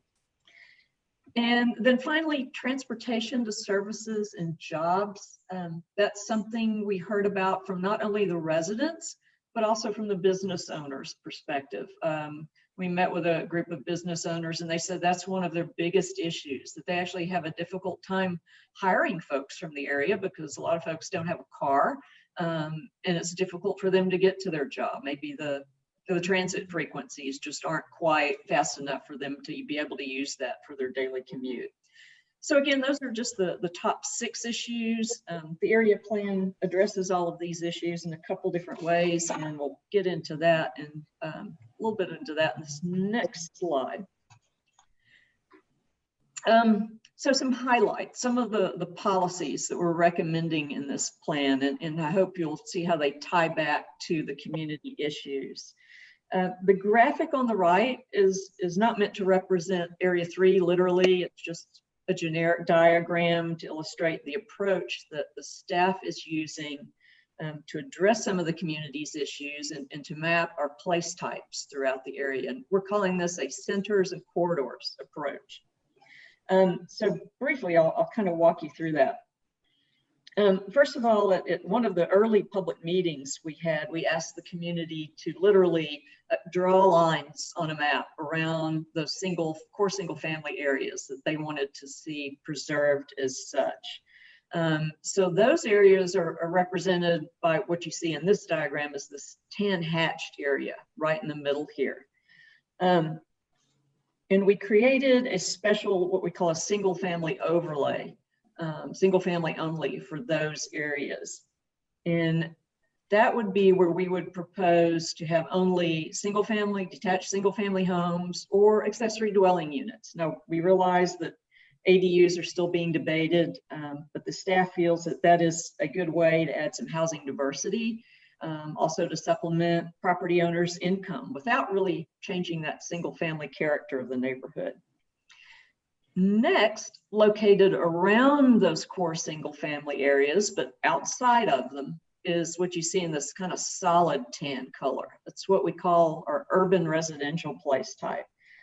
That's where you would begin to see a little bit of a mix of moderate density housing. Now, those areas would still have predominantly a single family character to them, but you would begin to see a little mix of some missing middle housing in those areas. The orange that you see here then is the next level up. You get some higher density housing, maybe some larger apartment buildings. However, those do not encroach on the single family areas. We're proposing that this higher density residential in the orange be located either along or adjacent to our commercial corridors, which you see here in the blue colors, or around some of our commercial centers to help support transit and support those businesses. As you all know, speaking of transit, it's difficult to make transit efficient with the low densities we have throughout our community. And one way we can help make transit more efficient is to put new higher density development along those transit corridors where we've already made those investments. And it also potentially helps provide more people with access to jobs. Next, you see the commercial centers. Those are represented in the red circle and the pink circle here. We have different sizes of commercial centers. The Village Center is the largest one. There are 2 of those recommended in the historic River Ridge area. One is at the corner of Macaulay and Holtzclaw. The other is at Glass and Chamberlain.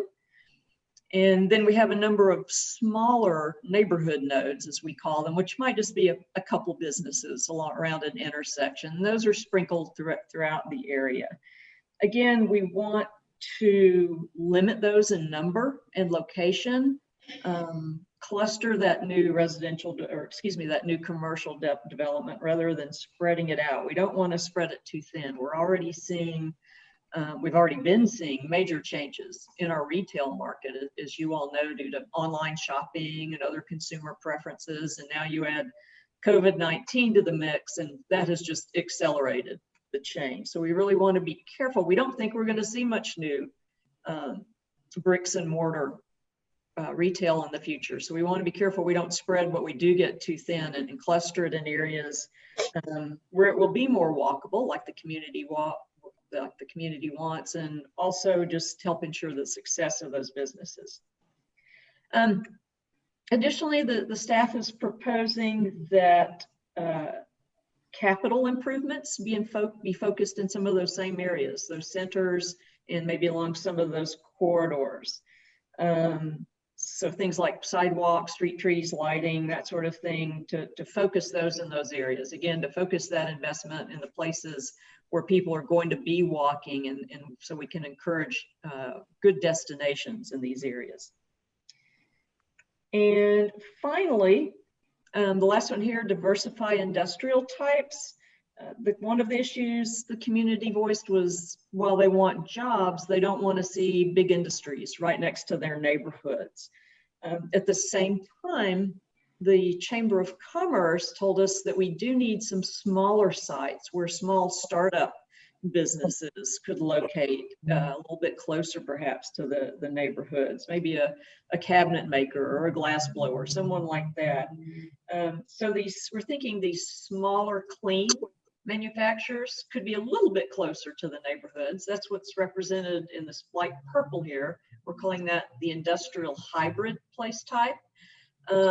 But then the heavier industries, the ones that might cause nuisances like light or pollution or something, would be located further away from the residential areas. So you're going to see some of these same colors on the place type map coming up, the actual map of Area 3. But I'll pause here just to see if you have any questions so far. Let me check for hands. Karen, I am, I can't see the screen, so give me a second. Karen, I'm not seeing any hands right now.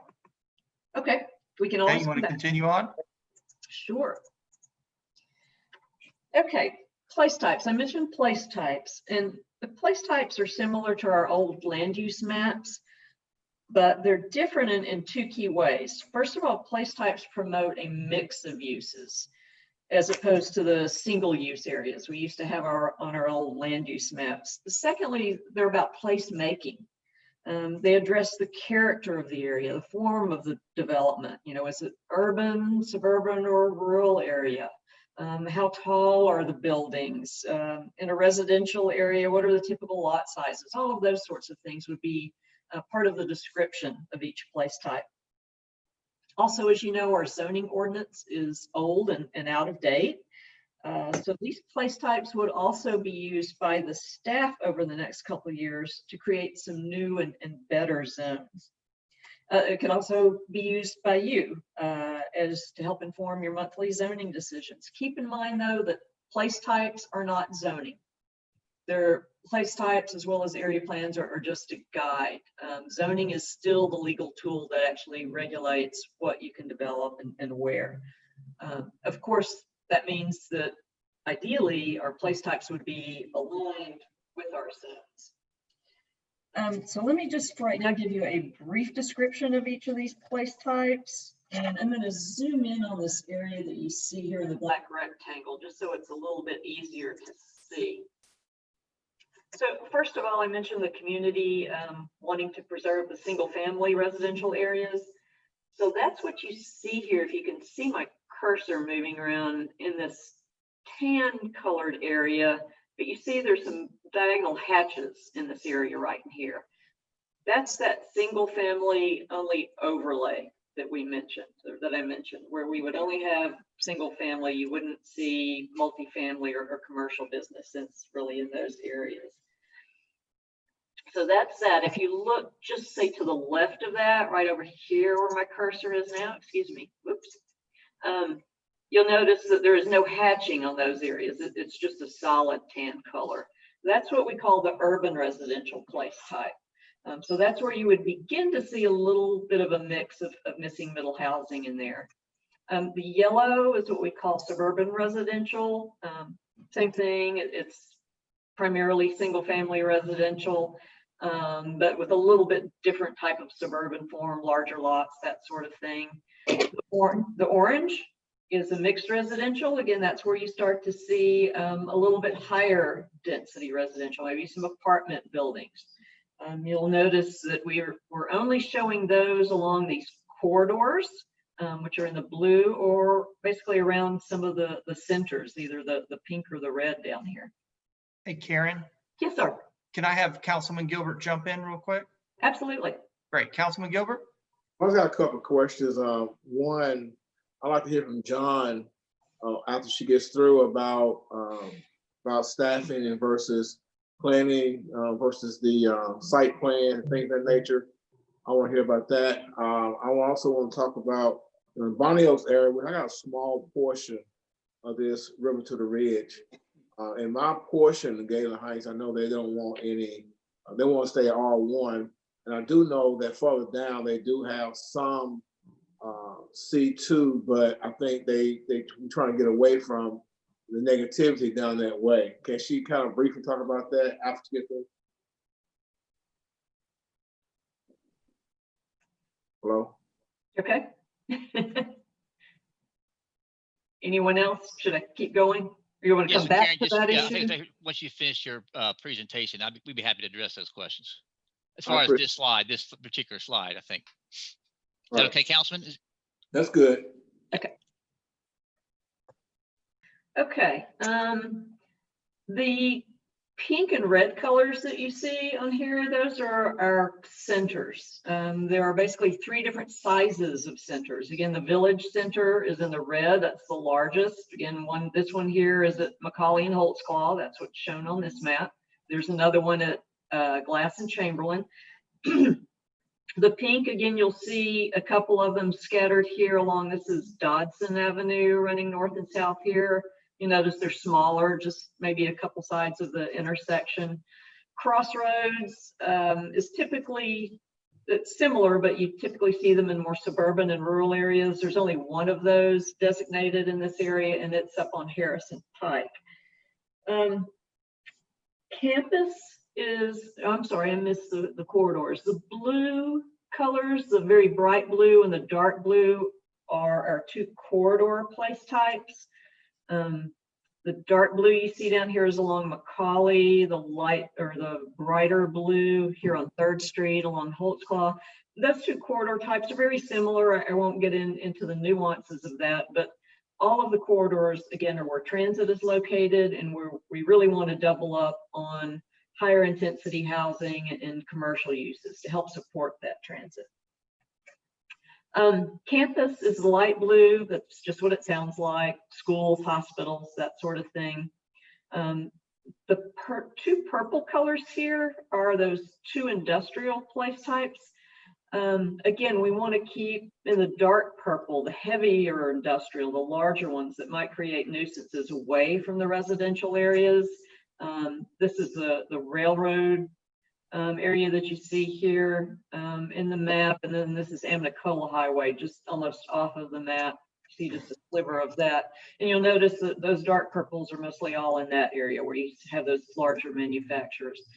The lighter purple is what we call industrial hybrid, and again, those are some of those smaller sites where you might have some smaller startup businesses that could coexist or be a little bit closer to the residential areas. But again, we're not proposing to put any of those right in the middle of the single family areas. Most of those that you'll see are areas that already exist. For instance, there's quite a bit of it up in the Riverside neighborhood.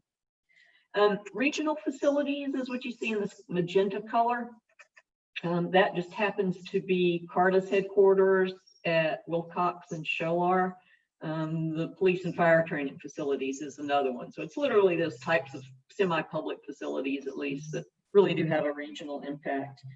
And then preserves is in the dark green. That's things like parks, city parks, county parks, state parks, units of our national park system, which we actually have in Area 3, which we think is really cool, the Sherman Reservation and others. It also is the River Park, which we also have part of it in Area 3, and even other greenways that might be just protected with a private conservation easement. And then finally, you see some of these have some green hatching over them. That's what we're calling a natural resources overlay. It's not a place type per se, but it's just an overlay that identifies where floodplains are located and where slopes over 25% are located. So for instance, on this map, you see some, this is the Carver Center and Park, kind of here in the middle. You see some hatching there. There's some floodplains in that location. You see some over here to the far left along the Amicola corridor. You're getting close to the river there. You've got some floodplains in that area. Also, up in the Battery Heights neighborhood and along Missionary Ridge, you'll see some of that because of the topography in those areas.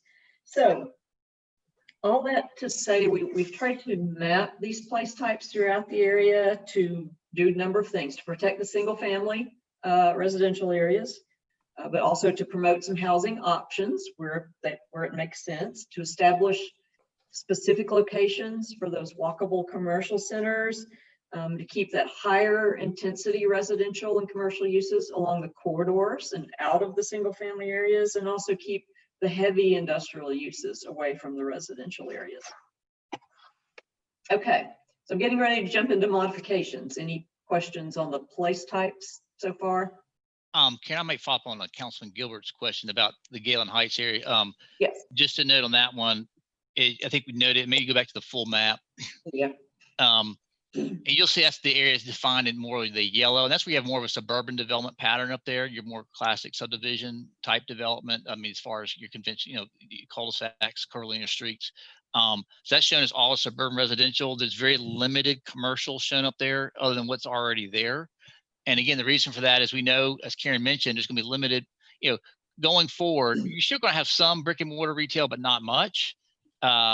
And so you want to be strategic about where you try to promote that. And so in that area, because it's already low density residential, it's also got some topography. We're recommending that suburban residential as a place type. There's not any, you don't see much red. There's a couple of little nodes, but that's about it. Where we're showing, encouraging a lot of that commercial infill is in the Glass Street area and that new node at Holtzclaw and Macaulay. And the reason for that is, as you know, if we think about our own, how we go about our day-to-day lives, a lot of stuff we can get online now. So when we're looking at places to go, what I call hangouts, you can sometimes hear our kids say hangouts, you're looking at places that have a lot of things for you to do other than just shop. And so the idea of these centers is to create these places where you have multiple things to do in one place. And that's where you target your capital investments to provide those nice pedestrian amenities that make them a destination. So again, the thought there is to really provide a focus along those corridors and those centers is where you think about future redevelopment and capital investments. Hope that helped clarify some things. And we're getting ready to get into modifications. That'll be kind of part of our wrap up.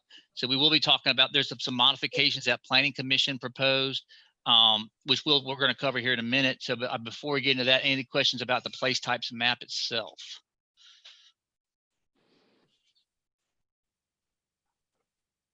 John, I'm not seeing Councilman Gilbert. Is that an old hand or new hand, sir? Oh, yeah. Thank you. John, I'm not seeing any new hands, sir. Okay. So Karen's going to give you an overview. I'll just give a quick setup. As I mentioned, we briefed Planning Commission back in February, got some helpful feedback. And so to that, as far as how to improve that draft, and there were basically 9 modifications developed to that original draft in response to feedback we heard from Planning Commission. 7 of those 9 staff are in complete agreement with. It makes sense. There is 2, I would say there's a difference between staff and what Planning Commission is recommending. And Karen will cover that in more detail, those 2 different ones. But she does want to give you an overview of the 9, just so you're aware of what those are, because you may be getting some public comments next week related to those modifications. So Karen, you want to give an overview of those? Yes. Also, the staff dropped off some notebooks to the council office a week or so ago. So you have all of this information in your notebooks, including a more detailed list of these modifications. It's also available on the RPA's website for any of the public that's watching. You can see all of this there. So this is a summarized list of all 9 proposed modifications. I will quickly go through the 7 that where the staff and the planning commission have the same recommendation, and then I'll come back to number 5 and 6. Those are the 2 that have different recommendations. First of all, number 1, this just says that area plans will sunset after 8 years. So that we don't have plans that get to be 12 to 15 years old and out of date. Number 2 simply acknowledges a recent change to Carter's Route 10C. They had not finalized their transit redesign study when we posted this, and this change came out after that, so we wanted to make sure to acknowledge that. Number 3 and 4 really go together. Conservation-based residential, or CBR as we call it, was previously a place type that we had assigned to properties that included floodplains and slopes over 25%. Modification number 3 deletes that place type, and then it reassigns other place types to those properties. Then modification number 4 takes some of the language that we use to describe that conservation-based residential and moves it to a different part of the plan, into a best practices section, and just acknowledges that it's one of many tools that you can use to develop in areas with those sensitive resources. Again, I'm going to skip 5 and 6, come back to those. Number 7 simply adds the proximity to transit as a review criteria for what we call secondary uses in the place type. Number 8, we revised all of the place type descriptions and actually reformatted them graphically, and we think they actually read a lot better now, so that's all number 8 was just really a reformatting and some slight revisions. And then number 9 incorporates the changes to the actual place types map. So the first one you see there, that first bullet, is where goes back to number 3, where we removed that conservation-based residential place type and reassigned other place types to those properties. The second bullet, we actually increased the depth of some of our corridor place types in order to accommodate some larger multifamily or mixed-use development. And the third bullet, we added some more mixed residential along some of the transit corridors. Again, all to support transit, keep those types of higher intensity uses focused on those corridors and out of the single family areas. And this next 2 slides just illustrate some of that graphically. This lime green color that you can most easily see up here in Battery Heights, that was that conservation-based residential place type. You can see on the map over here on the right, that shows what it looks like after removing that. So that was that modification number 3. You also notice there was some of it here along the slopes of Missionary Ridge on the right here. There was a little bit down here between Main Street and 23rd Street. There's some floodplains down there. So that just shows you the difference in the maps. Also, this is what the change in the corridors looks like. I mentioned that we increased the depth of some of the corridors. They're all kind of the same, so this is just one example. This is Main Street, and you'll notice in the dark blue, you'll see that, you know, some of these dark blue lots are actually larger than they were up here on the top. So that's a change we made, again, to allow a little more room for some of those larger developments. And you'll notice on the bottom, there's more orange down here. So that's where we added some more of that mixed use development, or excuse me, multi-residential development along those corridors to support transit. Okay, so those are the 7 that have the same recommendation from the staff and planning commission. Numbers 5 and 6 have differing recommendations. So I'll go through those. On each of these, alternate A is the staff recommendation, alternate B is the planning commission recommendation. In this case, for number 5, alternate A, the staff recommendation is to rename what was formerly the reserve overlay to a natural resources overlay. Again, that was that green hatching I showed you on some of those maps. and to add language to communicate the need for a balance between development and conversation. Now, keep in mind, this is not an actual place type even, it's just an overlay that identifies where those slopes and floodplains are located. So it would show up as that green hatch on the map. There's always an underlying place type. So the staff is recommending to use this so that when we have a zoning request, for instance, we can tell if that proposal does a good job of balancing development and protection in these sensitive resources or not. It's an approach that's really consistent with what we've been doing for a long time in many of our older land use plans, North Shore Plan, the St. Elmo Plan, the Lookout Valley Plan, all incorporate a map and language that talks about areas with those sensitive resources. Now, this overlay does not mean that you cannot develop in those areas. It doesn't mean it's off limits to development, only that, again, new development should strive to balance development with conservation. Also, just keep in mind, remember the modification number 3, where we said we were removing that conservation-based residential place type. That also provided some policy guidance for development in floodplains and slopes, and the staff was really okay with modification number 3 because we felt we still had this natural resources overlay in place. Alternate B is the Planning Commission's recommendation. Rather than just changing the name, they are proposing to completely delete the natural resources overlay. I think their thought behind this is that they know the City Council is currently reviewing the natural resources report prepared by the planning agency, and they felt we should wait on the outcome of that review. And then instead, we could potentially incorporate something in Area 3 at a later date to address slopes and floodplains. So in effect, what happens with this modification number 5 is, because we've already kind of both agreed to modification number 3, if we also go with the Planning Commission's recommendation, you wouldn't have any policy guidance for development on steep slopes or in floodplains.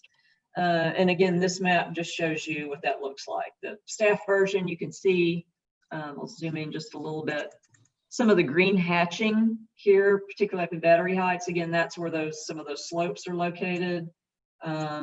If you go with the Planning Commission's recommendation, all of that hatching would go away. So you would have to go look at another map somewhere else to find out where those slopes are located. Hey, Karen, I'll wrap up that last modification. We're about to run out of time. If you can Yeah. hit that last slide, and I'll give a quick synopsis of the last one. Sure. So the other part deals with being clear about how we use place types. That's a general guiding framework. And so we try to provide some additional clarification to be clear about how we use it, just like in our past plans, as far as for review of zoning cases. And we had a paragraph that kind of noted, you see that in bold there, that in addition, existing site conditions and zoning case history will be considered when determining the appropriateness of a rezoning request. Planning Commission was fine with this language overall, except for that one paragraph. And what they suggest is replacing that paragraph, as you see with the following. It says that in addition to zoning case history will be considered when determining the appropriateness of a rezoning request, but it will only be used to define the zone and would not be considered in evaluating a site plan or site related conditions. And I think the thought there was, when you're going through a rezoning process, a lot of times you haven't done a lot of detailed site engineering. And so it's, be more prudent to look at the pros and cons of the zone itself, as opposed to looking at specific site related details. I don't know, Councilman Leverett, if you want to add more to that, but the thought being is, hey, look at the zone, but not try to get so detailed and looking at conditions on place types that we kind of lose sight of, is the zone appropriate or not for this location? So the idea would be is, from a staff recommendation perspective, we would be just looking at the appropriateness of the zone and not necessarily a specific site plan. John, I'm not going to continue on with that because Okay. we're 20 minutes out and we've got 9 cases to get through, and Sure. I have a plan, but it's going to be really tight. Sure. Councilman Gilbert, is your question something that could be answered offline, or do you need to ask it right now? Another question, just a statement, brief statement. Yes, sir, please. For District 5, I like the staffing presentation more so than the planning on the ones that they disagree on. I strongly agree with staffing on that end. I just want to put that out. I can't say for my other colleagues, but that's what District 5 wants to see. Thank you, sir. I appreciate your comments. John, here's what we're going to do. Karen, thank you. Here's what we're going to do. If you could take that screen down so I can see everybody. Sure. Okay, great. So we've got about 20 minutes to cover a lot of ground. If it's okay with everybody, I'm going to have John hit the full presentation, the ones that we have some opposition on. If we run out of time, Okay. With cases that have no opposition or approval rating, and you have no questions, then I'll need to know if you're okay to move those on. I know that's not the normal process, but we are really running short today, a lot going on. So if you're okay with that, I'll take any comments right now. If not, we're going to kind of jump around on this and try to hit our cases that need more attention than the ones that have full approval, if that's okay. All right, I'm taking that as a sign of that's okay. So John, moving on to item ordinances. Councilwoman Coonrod, you have an item for next week, the Southern Spear Project, case number 013. It's on the agenda for the 14th. We don't need to discuss that. We've already read it. You ready to move? Yes, I'm ready. Great. We're going to go ahead and bypass that one. The next case that we have that needed, I think, full attention is case number 0072. Yes, sir. Vice Chairman Smith, this is in your district. Is that one, John, that we need to do a full case on? I've written full on that. Yeah, I mean, I was planning on it because it had some opposition. I can pull it up real quick. Okay, then let's go to it. Councilman Smith or Vice Chairman, are you okay on that? I would definitely like the presentation, or at least know more about the opposition. Yes, sir. Very good. John, let's go. Okay. Can I share my screen? Yep.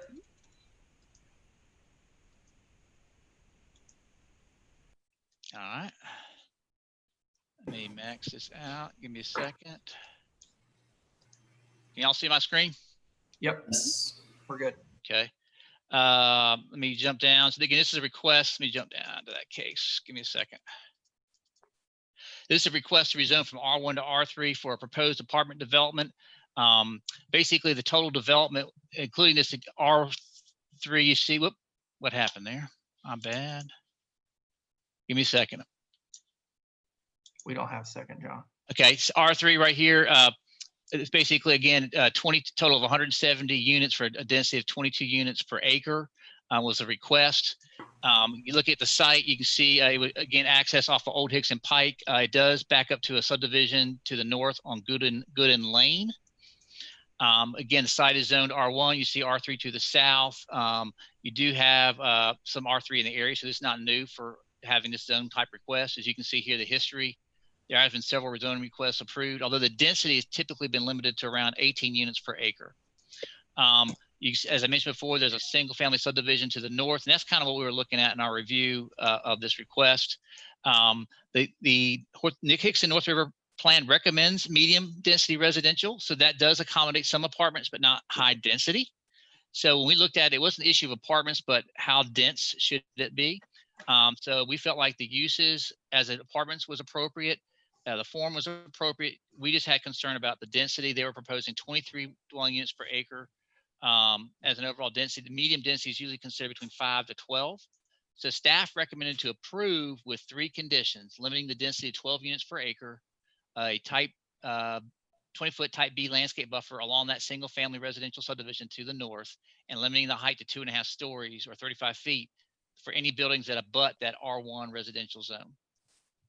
There was opposition at Planning Commission. I think the general concern was traffic and impact of more apartments in that area. As my understanding, I think the applicant had met with the community, but there were still some outstanding concerns. The applicant noted and provided some conditions at the meeting in response to the feedback they received at the community meeting. And I'm going to talk about those conditions in a minute. After hearing from staff's recommendation, the public's feedback, Planning Commission did recommend approve with the conditions that were submitted by the applicant. And those conditions are 3, to provide a 6-foot vinyl coated chain link fence along that northern and western property line abutting that subdivision, a 20-foot landscape buffer, and limiting the location of any compactor or dumpsters within 30 feet of that R1 residential to the north, as well as limiting the time for garbage pickup. I believe those are all, I'm sorry, condition 4 was limiting the building heights to no more than 2 stories within 400 feet of that property line. And then no residential buildings shall have less than 6 units. I think the thought was to make sure they're apartment buildings and not just kind of distributed multi-units throughout the site, but they'll be actually in apartment building type structures. All right, thank you, John. Councilman or Vice Chairman Smith? Thank you, Chair. Hey, John, these 5 conditions that you just read off, Yes. those are the conditions that were accepted by planning. And as far as density goes, what's the difference between what was proposed and what these conditions would allow then? It still would be the 22 that they were 22 units per acre. So you're still getting that same total of, let's get back to my notes. It was, I'm sorry. There you go, 170 units, density of 22 units per acre. Okay, so with the 5 conditions that they submitted, planning was okay without reducing that density. That's correct. Okay.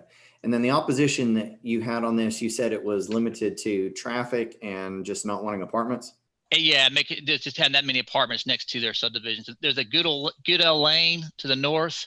Yeah. There's some existing single family. They had some concerns on the backside there. All right. Thank you, John. No further questions, Chair. All right, thank you very much, Vice Chairman.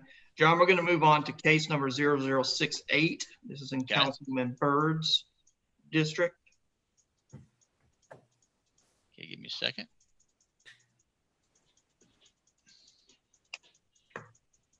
Here we go. This is in the Highland Park community. It's a request to rezone from R1 to RTZ for basically 2 units, each on their own lot. You might recall about 6 or 9 months ago, you rezoned a good part of this block to UGC for a multi-unit development in the Highland Park community. They're wanting to rezone this one particular lot to RTZ for 2 detached single-family residential units on smaller lots. This is, again, an image showing the location. I will say to the south of this property, you have predominantly single-family on the south-facing street side, but on the north side, it's basically non-residential and multi-unit in character. Again, you see the zoning map here reflecting that difference. This shows you the zoning case history. Again, back in 2019, we rezoned this area, these properties from R4 to UGC with conditions. Here you can see where they're proposing the residential units and the surrounding character single family. When we look at the plan recommendations for urban residential single family overlay, I think at the time we were doing this, I think we're not cognizant of that more recent zoning case where you had that UGC. We feel like, again, that they're still maintaining a single family residential.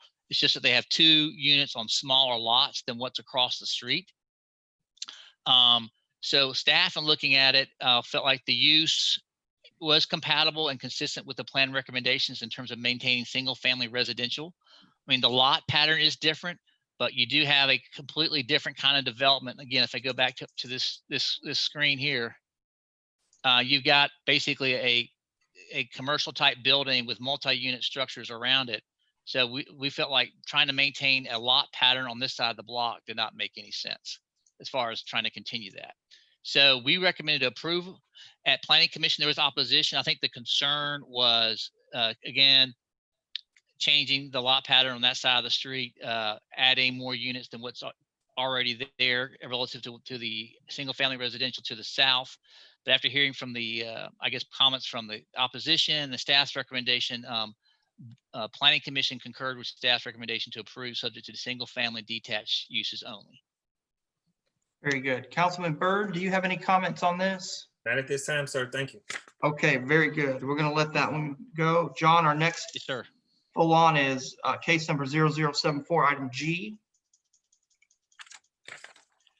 Okay, here we go. This is a request to rezone from R2 to RTZ for a townhouse unit development. They were proposing 3 single family dwellings for that location. This is located in the Ridgedale community at 2202 Bennett Avenue. Here you can see a zoom. It's currently zoned R2. Essentially, the crux of this was the applicant was proposing 3 units based on the existing lot patterns in this area. Staff felt like 2 units was more appropriate and consistent with the lot pattern in this area. Here you can see the site plan that was submitted showing 3 units, but you've got these larger lots in this area. So we recommended approval, but limiting to 2 instead of 3.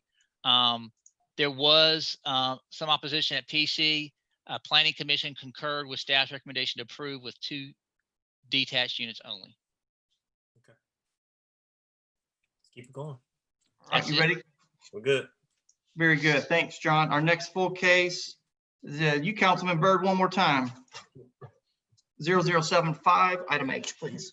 Hey, It's a request for a excuse me. Councilman Byrd, hang on. John. Does he have to give this one right here I've talked to and got. Are you good? I'm good with that one. Fantastic. Here's what we're going to do, John. That's Yes, our sir. last full case.